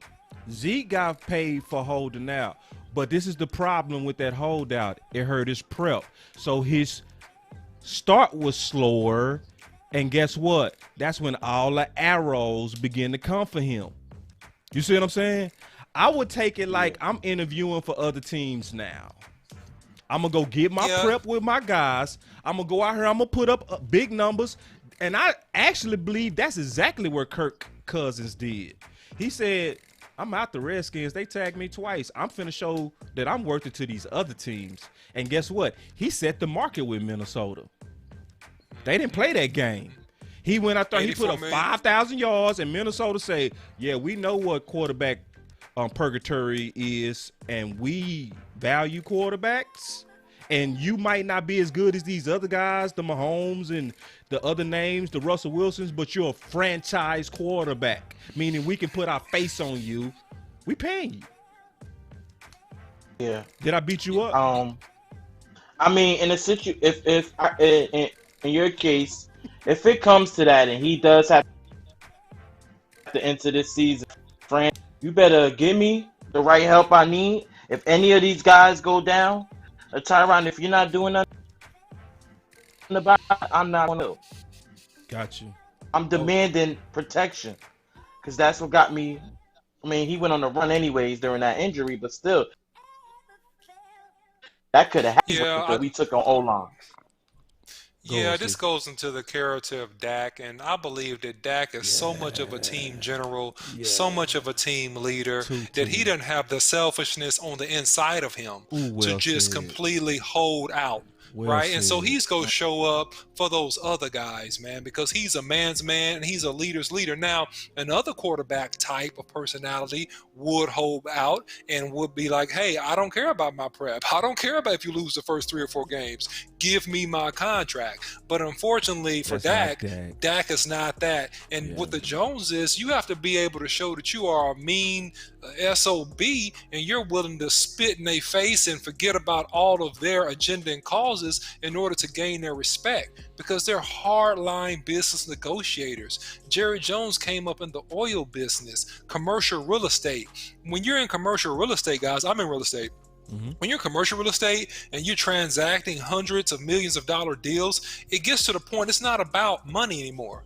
It's about pride and ego and control. It's about stepping on other people's necks and knowing that you have control of their lives, okay? And that's what this whole thing is about. And so I don't believe that Dak Prescott is selfish enough to hold out. Now, if he did hold out, this thing will be over in about 2 weeks tops. But he's not going to hold out. I'll say 3 days. Because he's a man. He's a man's man. He's not going to hold out. Oh, but can we go in there and feel bad for him this next time around if he signed it? You know, there was a lot of emotions when he went down. We felt it. It was so messed up. But if you go in there, can we really say, I don't feel bad for you, homie. Like, what are you doing? Like, I mean, Buddha,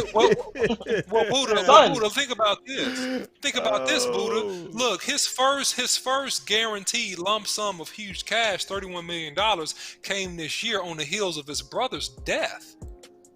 So he's thinking about getting a big chunk of cash and securing his family. Yeah. And taking that big chunk of cash and not spending that big chunk of cash, because that's the big chunk of money. That's the largest amount of money he made since being in the NFL. So think about that. He had to take that first tag. It made complete sense financially. Right? Now, this time it's going to be his choice, but he could take the splash again and bet on himself, but I don't think he's holding out. He cares too much about the team. I'm kind of like with Buddha, where Dak got to get a little bit meaner, bro. I got to also put some blame on Dak, where Dak, the Joneses have shown you good guys finish last in Dallas. You have to show them that you're willing to blow up the team in order for them to cave. That's what gets their attention. When Tank said, "I am not having surgery until you pay me," he was the first in line.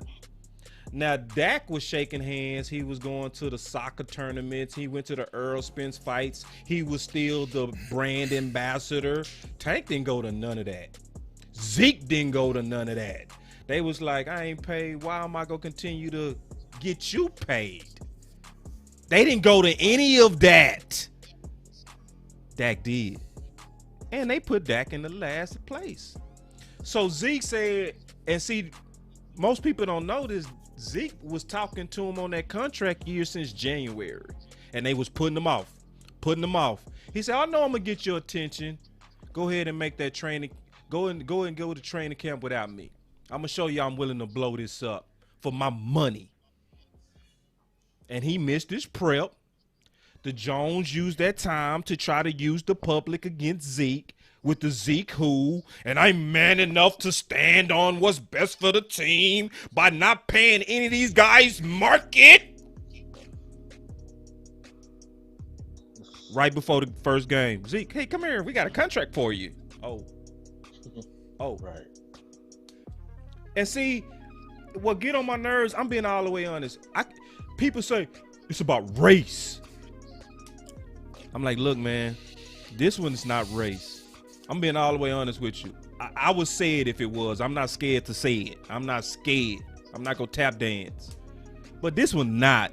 Jerry Nim will take advantage of you if you're green, if you're purple. They did it to Zach Martin. Who has been more reliable than Zach Martin?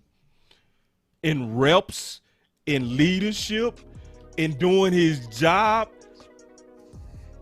The only time they paid Zach Martin is when they said they looked up and saw he wasn't at practice, and it was the first time ever that he wasn't in the facility when he's supposed to be. He don't get sick, and if he's sick, he still came. He played through injuries. He played through pain. And they said when we didn't see him for 3 days, we called him in the office and paid him. What he was saying is Zach Martin even said, I'm willing to burn it down for my money. So it's sad, Buddha. It's sad, Buddha, that actually I'm going to take an L to this debate. I'm going to take a public L. You right. I concede. You right. The best way for Dak to move forward is he got to be willing and publicly to say, I ain't showing up. It's one of those situations where, and I've been guilty of it myself. Right. You owe somebody money and you ain't giving it because they ain't asking for it. Like, all right. You shady, boo. You shady. Thanks for telling me that, Buddha. I ain't gonna let you borrow a cent. Oh, my bad, but you know. No, it ain't your bag. I thank you. Thanks, Buddha. Yeah. Keep talking. No, go ahead. Go ahead. No, but to your point was good. Like, it's the same spirit of what you said. It's that exact same spirit of, if you don't come to me about it, I'm gonna take my time in paying you. But if you, what they say, the squeaky wheel gets the oil. That's what's going on. Now, I don't know if y'all tired, but we can get into a couple of draft picks. I don't know if it's too late for y'all. I don't know if y'all got curfews, but I want to just look at something real quick. We already talked about Joe Whitt, so we wasn't actually dealing with him. We actually go deal with this, and we go look at some film. And you should like this, Buddha. Now, you draft heads, we finna start getting into some candidates. Now you starting to see BCS sports, and we go do this a lot more. We got into the gossip first. The next time we go start with candidates first. We went into coaching first, and then the politics and Zeke, Dak money, all that blah blah blah blah. But no. I know what y'all here for. One of the big assets of Buddha, Tavish that's coming up, Geechee, OC, is we spend a lot of time researching these guys, and we go through it. So Connor Livesay said Trevon Moehrig is the best safety in this class and an absolute perfect fit for Dan Quinn's defense, and they go through all his stuff. Now we go watch some film today. First, Buddha, what's your thoughts on that? Because I think this is your guy. I'm gonna tell you about that a little bit of the film. I did some research, and to tell you the truth, the way the draft is set up, I could honestly see that. Because you see him as first? If you look at first, it's first going first when it comes to the safeties. All right. Because if you look at a couple of mock drafts they have done, whoever you go to for mock drafts, I'm sure you have seen it, where you might have seen Holland first, or you might have seen Cisco first, but then recently you have seen Trevon first. And that you breaking up. Hey, you might, if you're on your Bluetooth, get off your Bluetooth. Clear safety. That's okay. Are you on your Bluetooth? Because it's breaking up. Can you hear me? Yeah, I can hear you. Is it clear? Yeah, go ahead. Can you hear me? I'm still breaking up. Yeah. Good. Yeah. Okay. Yeah. And I think what that tells me is going first and second. So it's not far fetched that they have him going first, especially when you're dealing with my guy Cisco, who has been first in most mock drafts up to this point, dealing with that injury. Yeah, he had the ACL. I mean, interception. We could go into games. Letty Brown with the ball on the first touch of the day, which is noteworthy for West Virginia. Brown. Go ahead. No, I was just gonna say, yeah. I was gonna say, yeah, we could go into you know, skill sets, but I see it, man. Okay, I don't agree. I actually Really? broke. I definitely don't agree. Yeah, Wow. you go on it first, OC, and then I'll tell you why I don't agree. Yeah, I mean, I see a guy not hitting people with enough power. See him just miss that I see tackle? him get, yeah, You he see got that? sidestepped there. I saw a poor angle. I saw him Yep. mess up on a double move. I Yep. saw him not actually able to propel the running back back in terms of his power. Right? So I see a guy that can play in the NFL, but I don't see a guy that's the first safety. I see some technical nuances, and I like Another that. He bad overran angle. the route. Yeah, he undercut it and he overran the route, gave up a completion. So I don't see the discipline. I don't see the footwork either. I think his feet are a little slow. Boss Cowboy, he takes false steps. He takes false steps. Takes false steps. Okay, explain Takes false steps. You can see I it can't instantly. believe that you know this, OC. I'm impressed. Yeah. You talking my Yeah, language. so- I love it. Go ahead. Yeah. So false step is you taking a step in the wrong direction before you take a step in the right direction. Like that's the simplest way to explain Okay. it. Like you I taking call a step. false steps something a little different. I call it basically taking where you're steps that taking you an don't need to extra step that you needed to step to get out your break. But go ahead. Yeah, no, go ahead, Boss Cowboy. Yeah, you're talking about the stutter step and not coming out the break clean. What he's doing from the safety position as he's reading plays, I see him taking a step in the wrong direction and then taking a step in the right direction. He's taking a false step.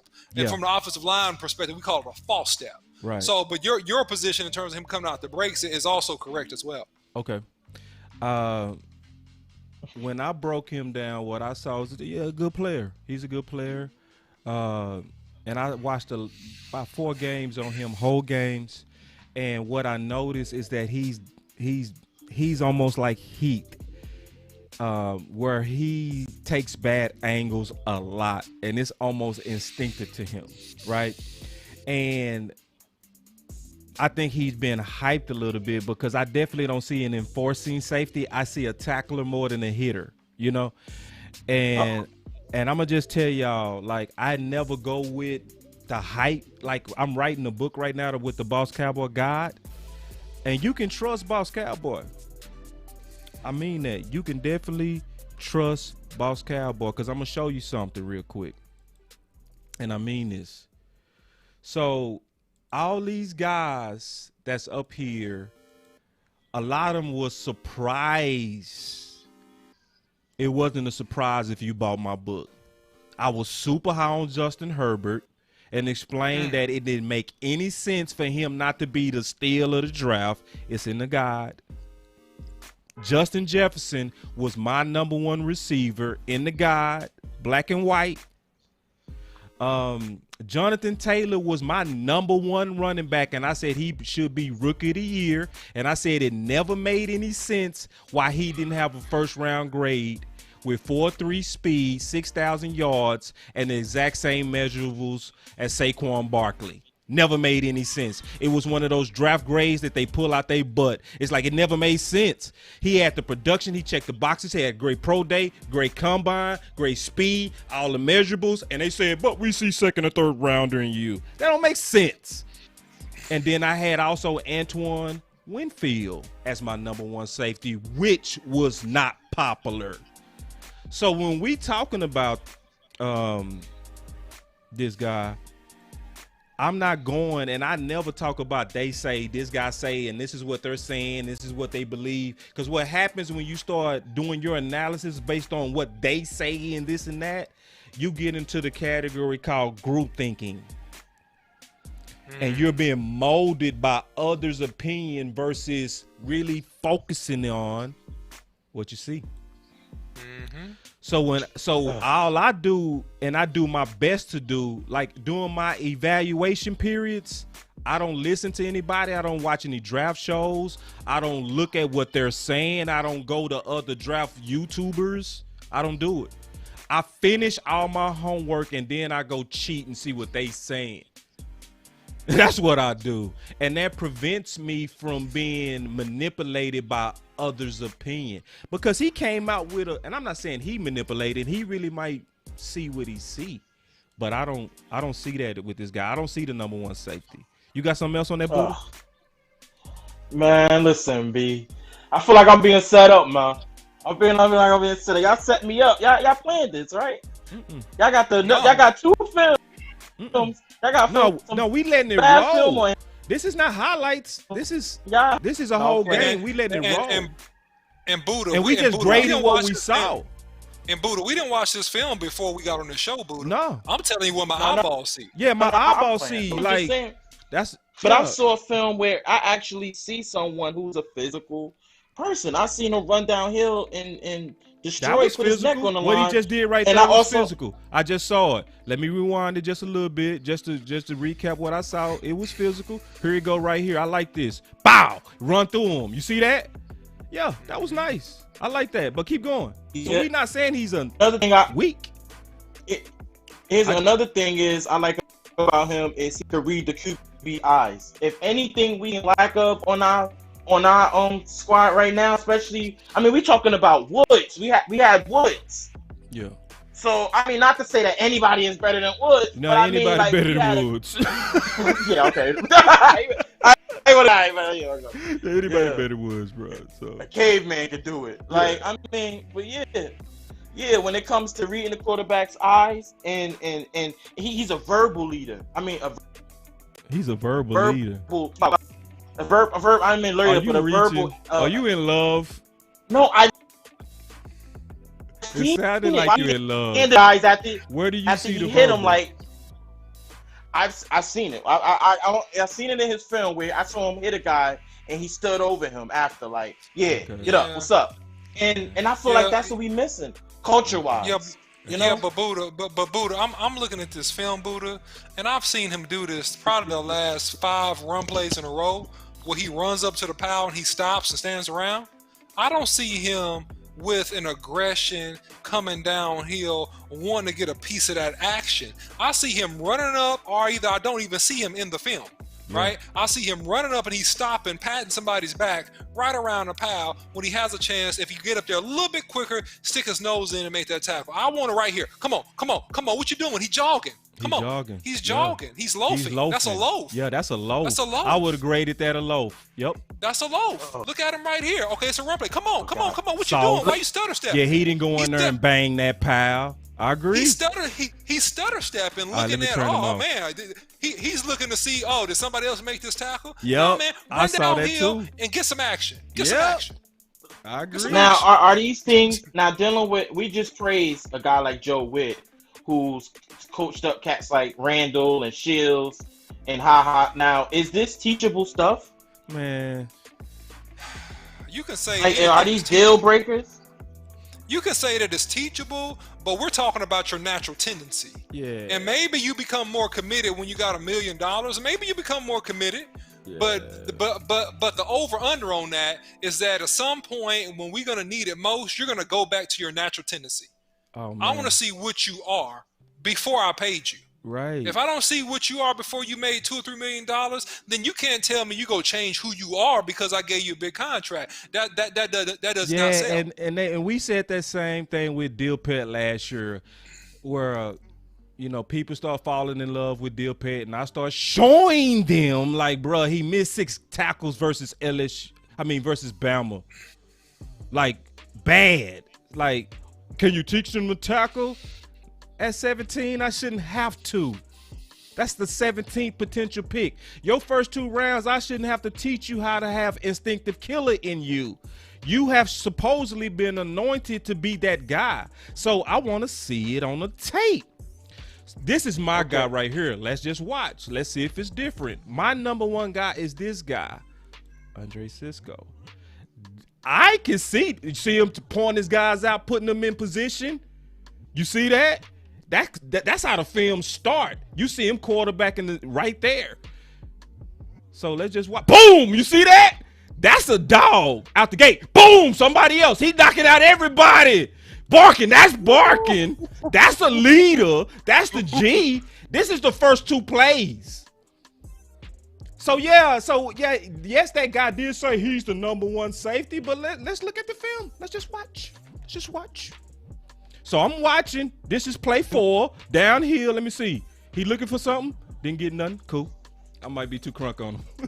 I don't want to be but biased. Ain't dude coming off an injury? Yeah, he coming off an injury. Yeah. So you want to experiment? You want to? Yeah. Okay. Second round. Top pick. Second round. Oh, okay. See now you.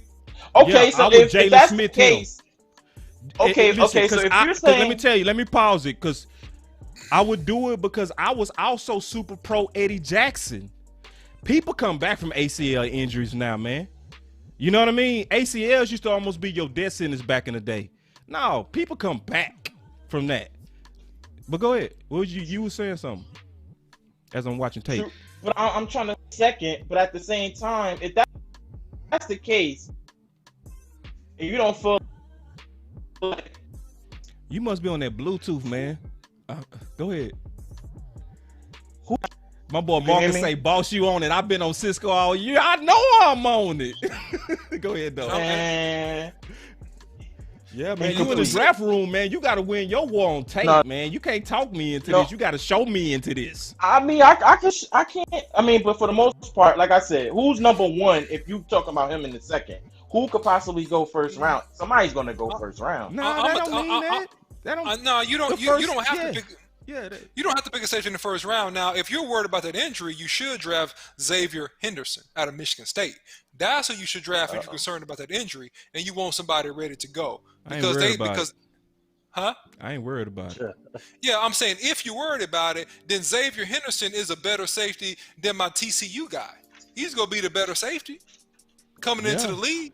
Yeah, because, see, I think they got these safeties ranks all wrong, bro. I think they got these. And, see, I'm going to put this in my book. See, when I research you, just like I did Adderley and just like I did Jefferson, I don't go with the hype. I go with what I see. And I'm telling you, they got these boys ranks wrong. I'm gonna show everybody somebody else that they got ranked like in the 6th round. This should be the number 2 safety. You know who I got? That I had to look over his film. That's slowly growing. Who? It's Holland. Yeah.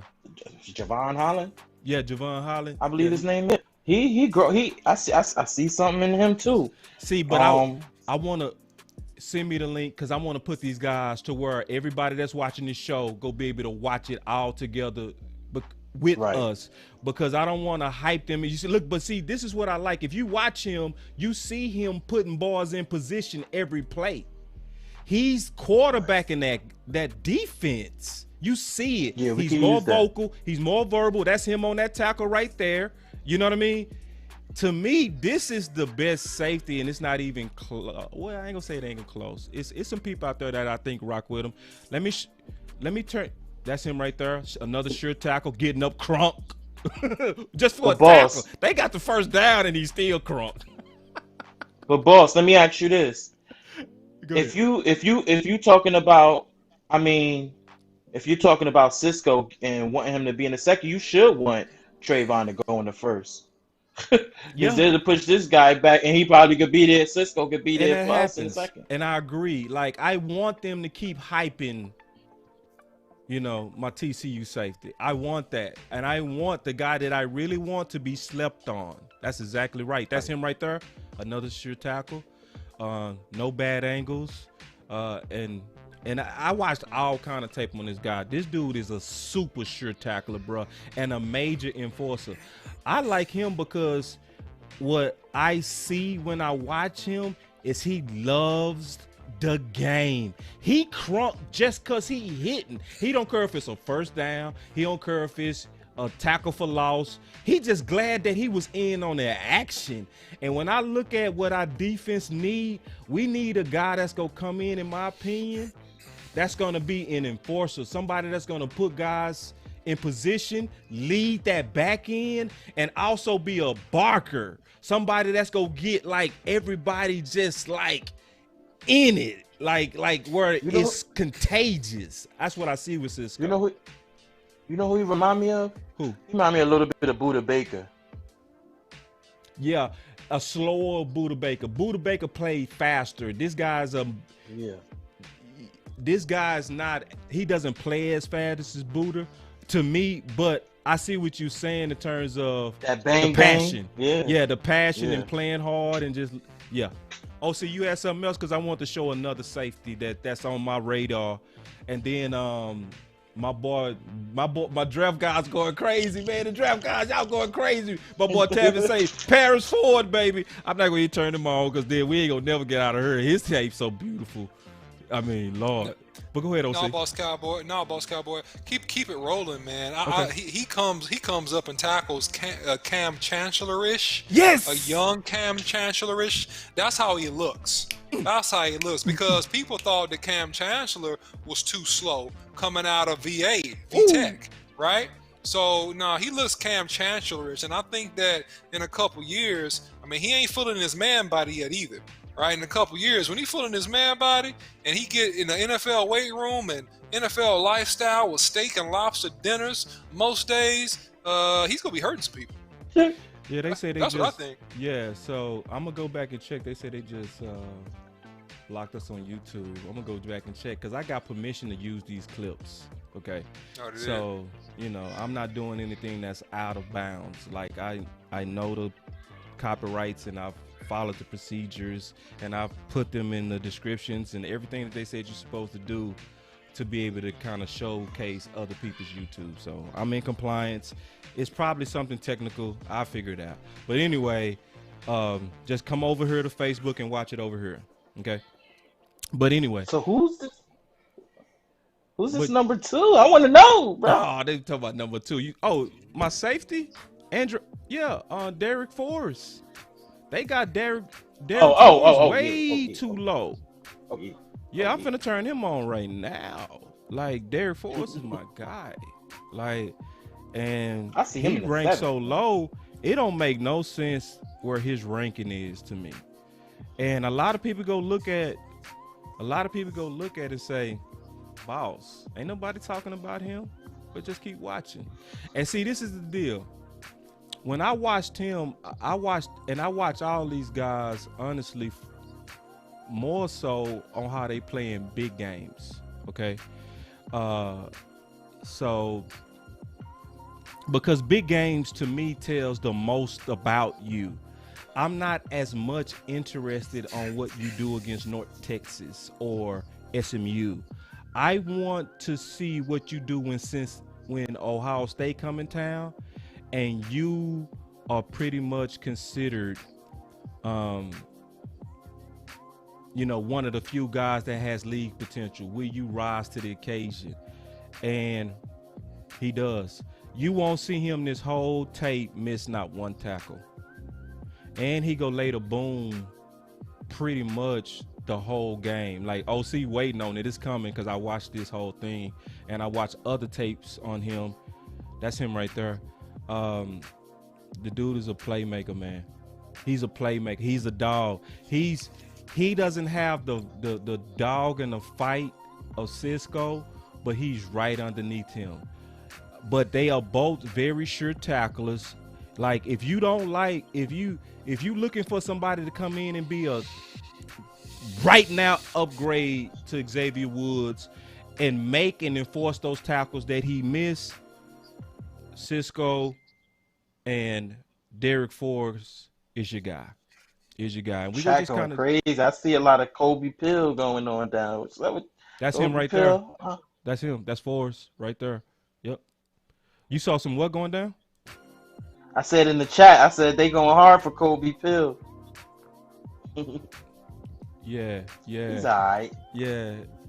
I mean, I'm not really just beating down the table for him, but I go back and look, cause see, that happened with me with Jefferson last year. I wasn't high on Jefferson the first time I watched him. I was like, but then I just kept watching, and then started researching, and then I started to find out why I felt like he was actually the number 1 when I originally had him all the way down to 10. And it clicked to me that he has a Micah Irvin-ish game, but with speed. He's a possession receiver, but with speed and routes, which makes him unique, So he makes the tough contested catches and attacks the football. He's not a major separator with routes, especially when you was comparing him to the talent it was a lot of people that could create space with their feet last year. That's not really Jefferson's game, you know.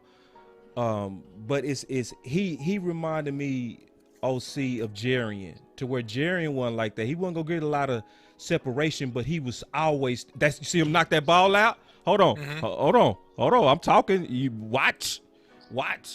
So like, and this is a big game, and you know you the only guy out there, and you go out there and you bow. Like, I hate I was talking when he did that because he missed. But yeah, Forrest, like look at him in there, man.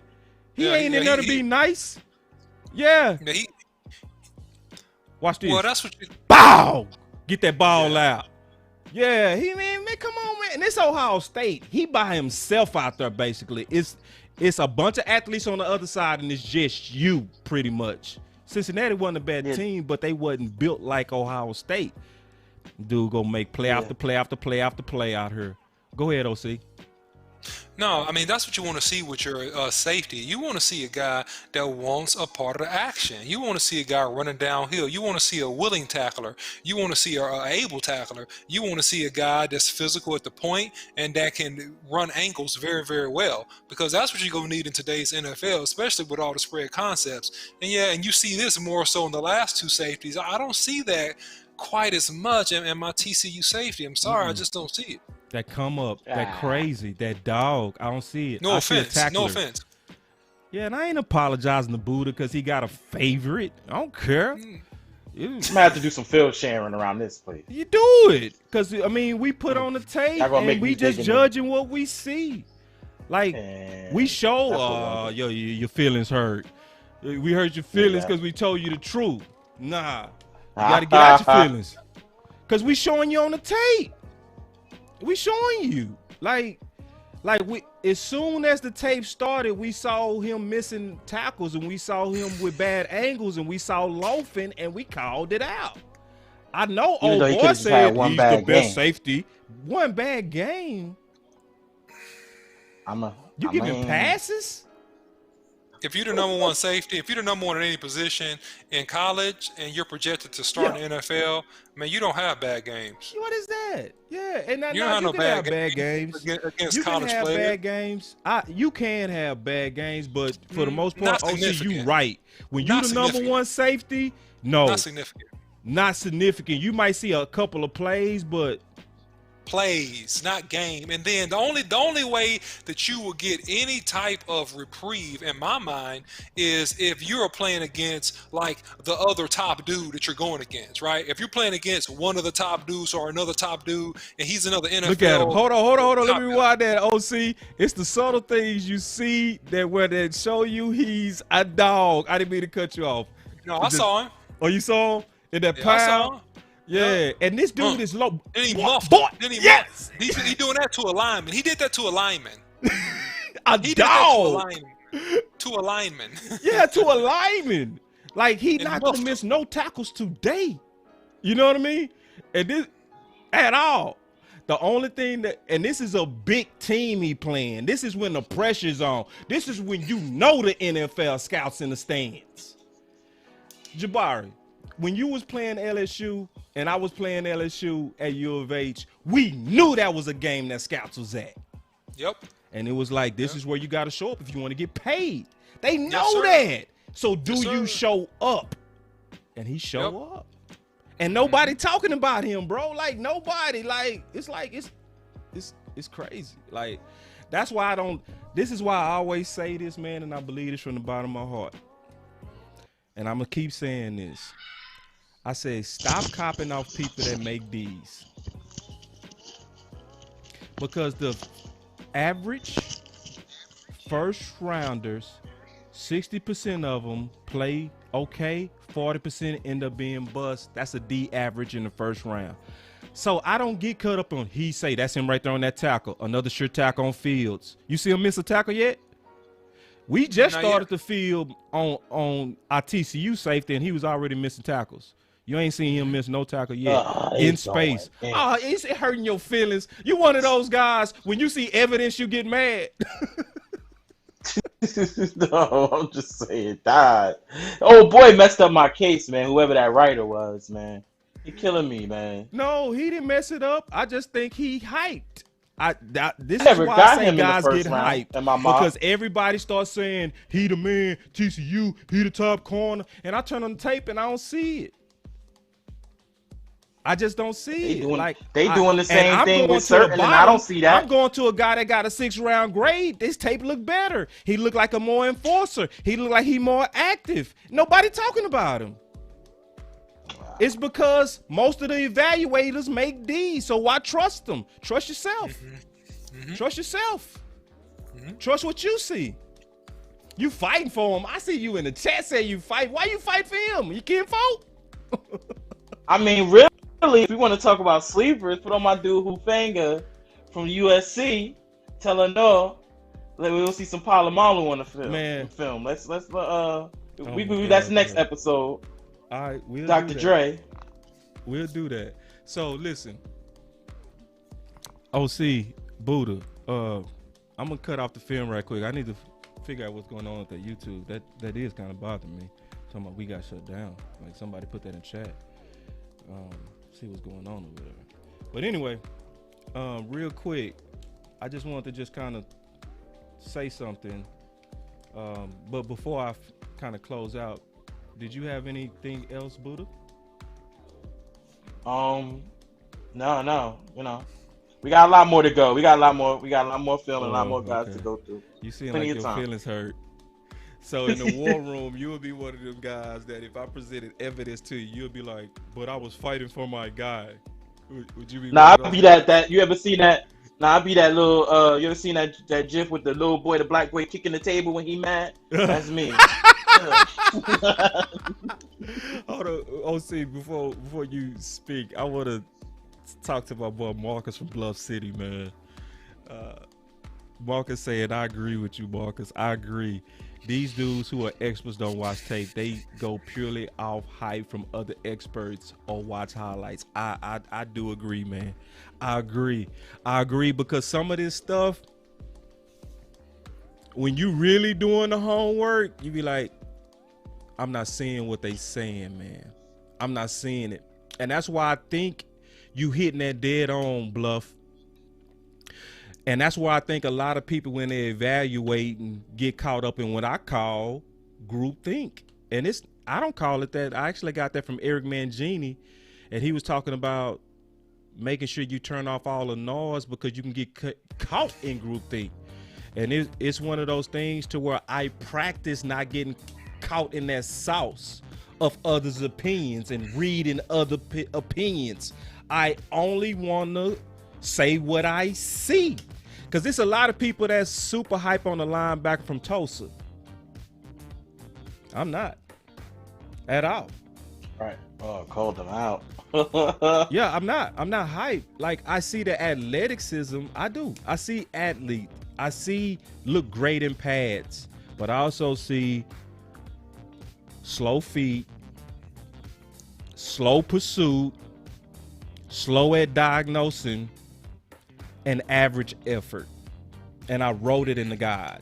So that means I put my whole reputation on what I see. Yes, we talking about Collins, y'all. We talking about Collins. Yeah. I know everybody hyping him, but I don't got to. Hype. Yeah. When somebody send me, I've been asking, I say, somebody send me film on him that's going to just explode me like everybody has just believed. Because I don't see it. I'm waiting to see it. You know? Like, I hear the hype, but when I turn on the tape, I will watch him next week with other linebackers. And this is what I'm going to do. My boy D.A. Lee said I compare him to Parsons. Size-wise, yes. Play-wise, no. Parsons play way faster. It's like if it's 5 gears, Parsons on 5, he's on 3.5 on gear. Right. But that's what my eyes say. I put Nick Bolton over Collins. Sorry. Thanks. I can see that. He does play with a little bit more effort. But OC, did you have something before we get out? No. I'm good to go, guys. I mean, I think that the analysis is great. I think that, man, it's a lot to talk about if we're talking about linebacker, man. I'd take a whole another show, but I think that, I mean, obviously Parsons is the #1 linebacker. If we're talking about linebackers, to me, far and away. Hold on. I mean, he looks. It's somebody. No, boss Cowboy. Just hold on. Don't reach. Don't reach, bro. I almost did. I almost. Did I have to take it back? You're right. No. He's the best Penn State linebacker to come out, man. Yeah. Since we had the freak of nature come out, the other number 11 come out that played in the league for a while. I think he's the best linebacker to come out of Penn State in a while, man. Yeah, Harrington. There you go. Yeah. You pulled out a good one with that. You went back. Good job. Yep. I think people sleeping on Ocho. But this is where Parsons is definitely better, man. Parsons played all over. You know what I mean? Versus Ocho was more of your outside linebacker in a 3-4 defense.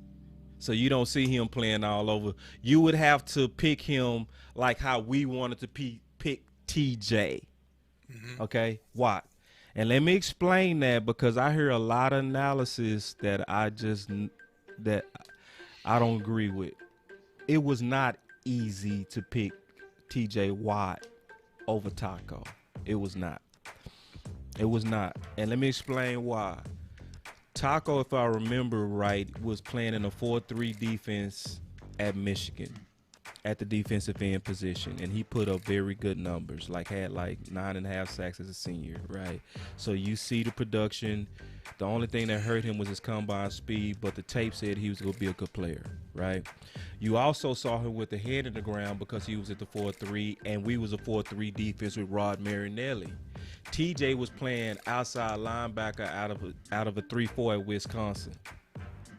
So if you're a scout, it's easy to talk between each other on who the better player and who got the better flash. I would agree that was TJ. But when you have to go talk Will McClay into a candidate or Stephen Jones, you can't come up to them. You can, but it's going to take big balls and say, even though we don't have the evidence of watching him play with his hand in the ground, I just believe he can. Sometimes you could be right with that, but you would be taking a career risk doing that in the scouting room. And that, I don't think that's easy. And I'm giving to me the balance of what it's like when you're trying to actually pick guys in a corporate setting. Because I watch what it's like in that war room with Stephen Jones and Will McClay. It's scary, bro. Because if you get it wrong, you call to the carpet in front of everybody. If you selling the guy and you say, I'm fighting for my guy, they might fire you because you're supposed to be fighting for the Cowboys. You know what I'm saying? They don't want you to come in with favorites. They want you to come in with sound analysis, you know? So I don't think that was an easy pick like we say. It wasn't. Now, TJ was clearly the better football player. You know what I mean? And you could have got him and the gamble could have paid off. But it was a better fit for Pittsburgh because they was a 3-4 defense and they could imagine him doing what he was doing at Wisconsin.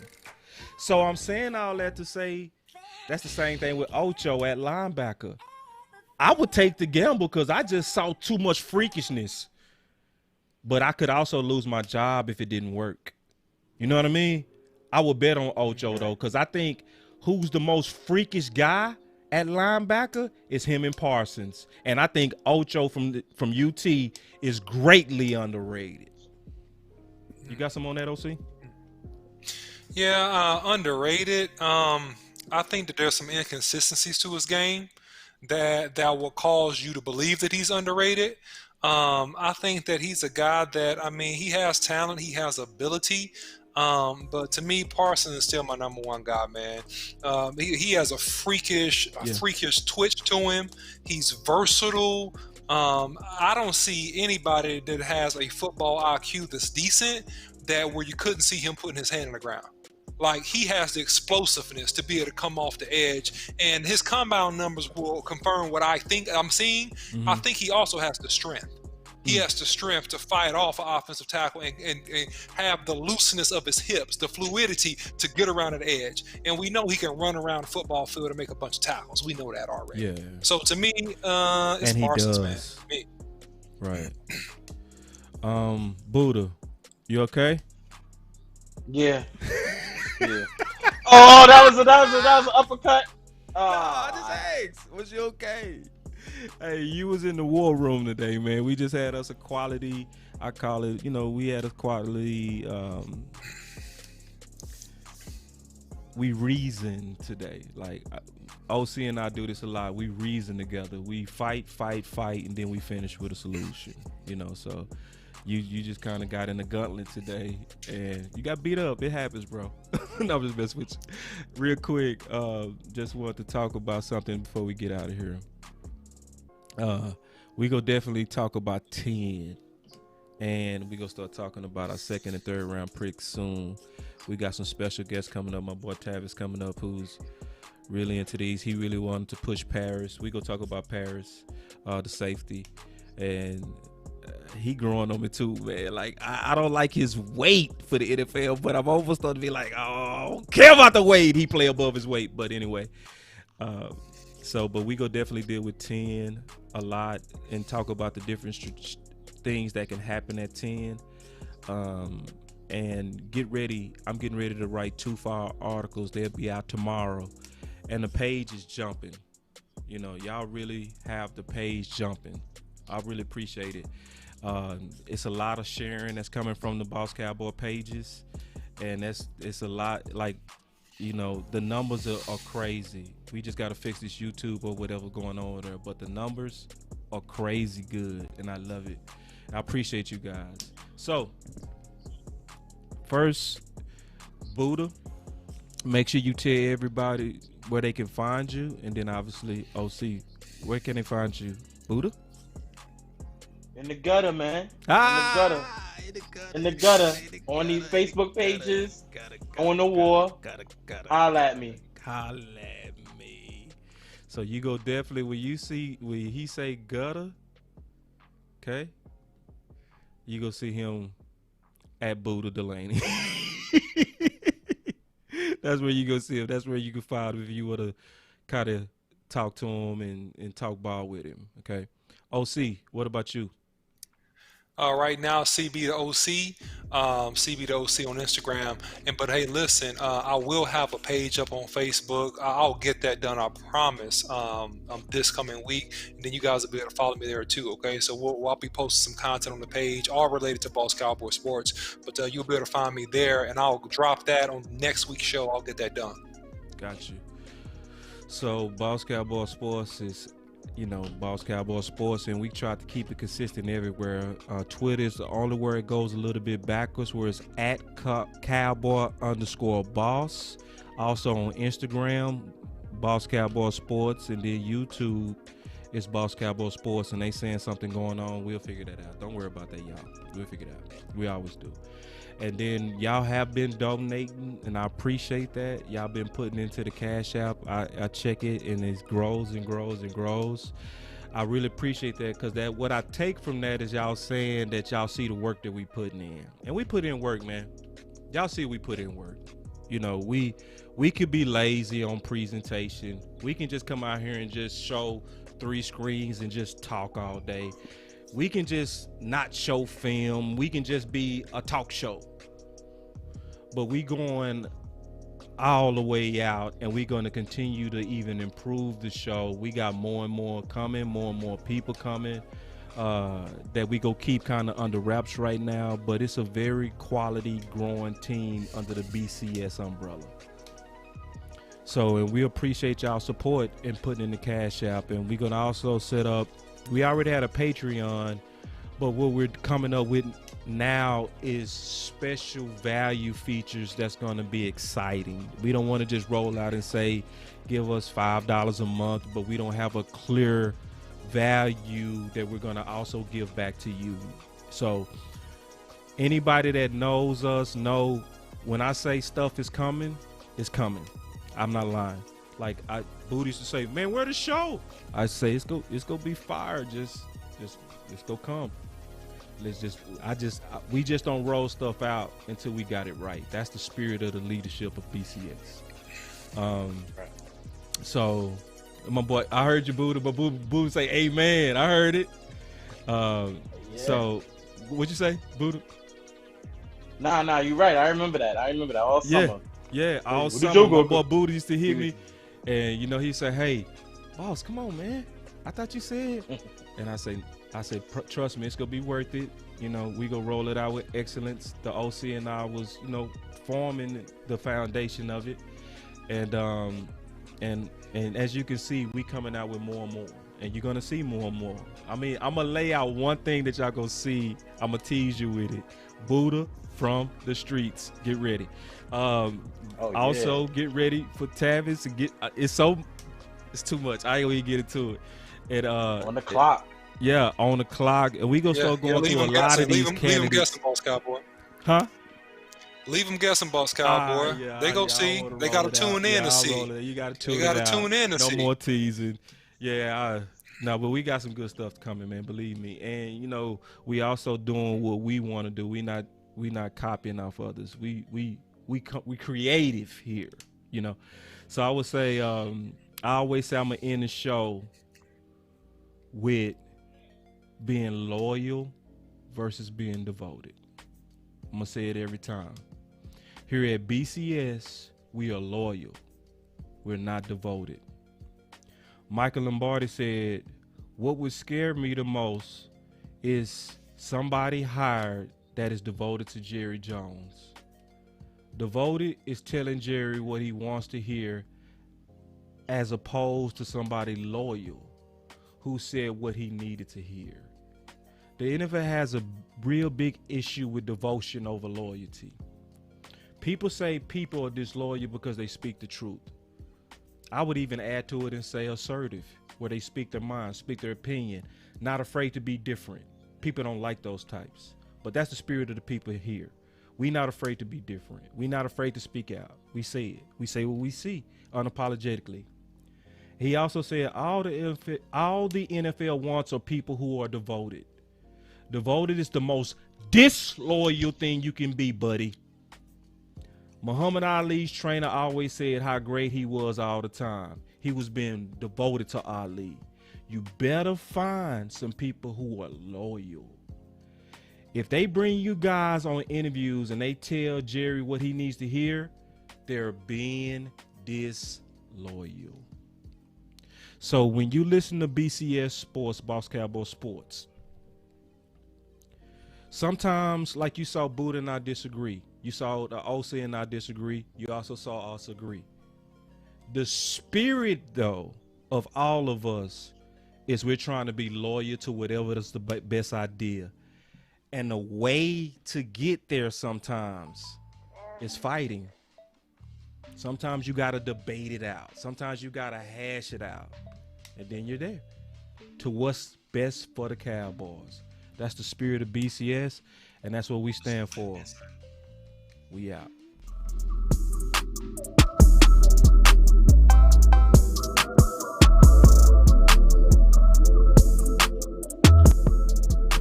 Boss Cowboy Sports, where your voice matters.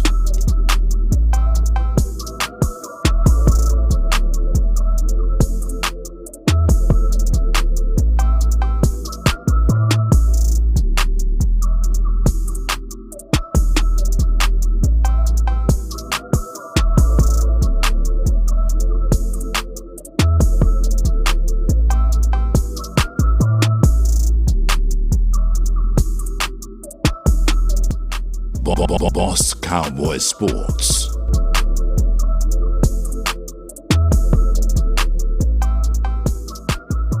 Shout out Sean.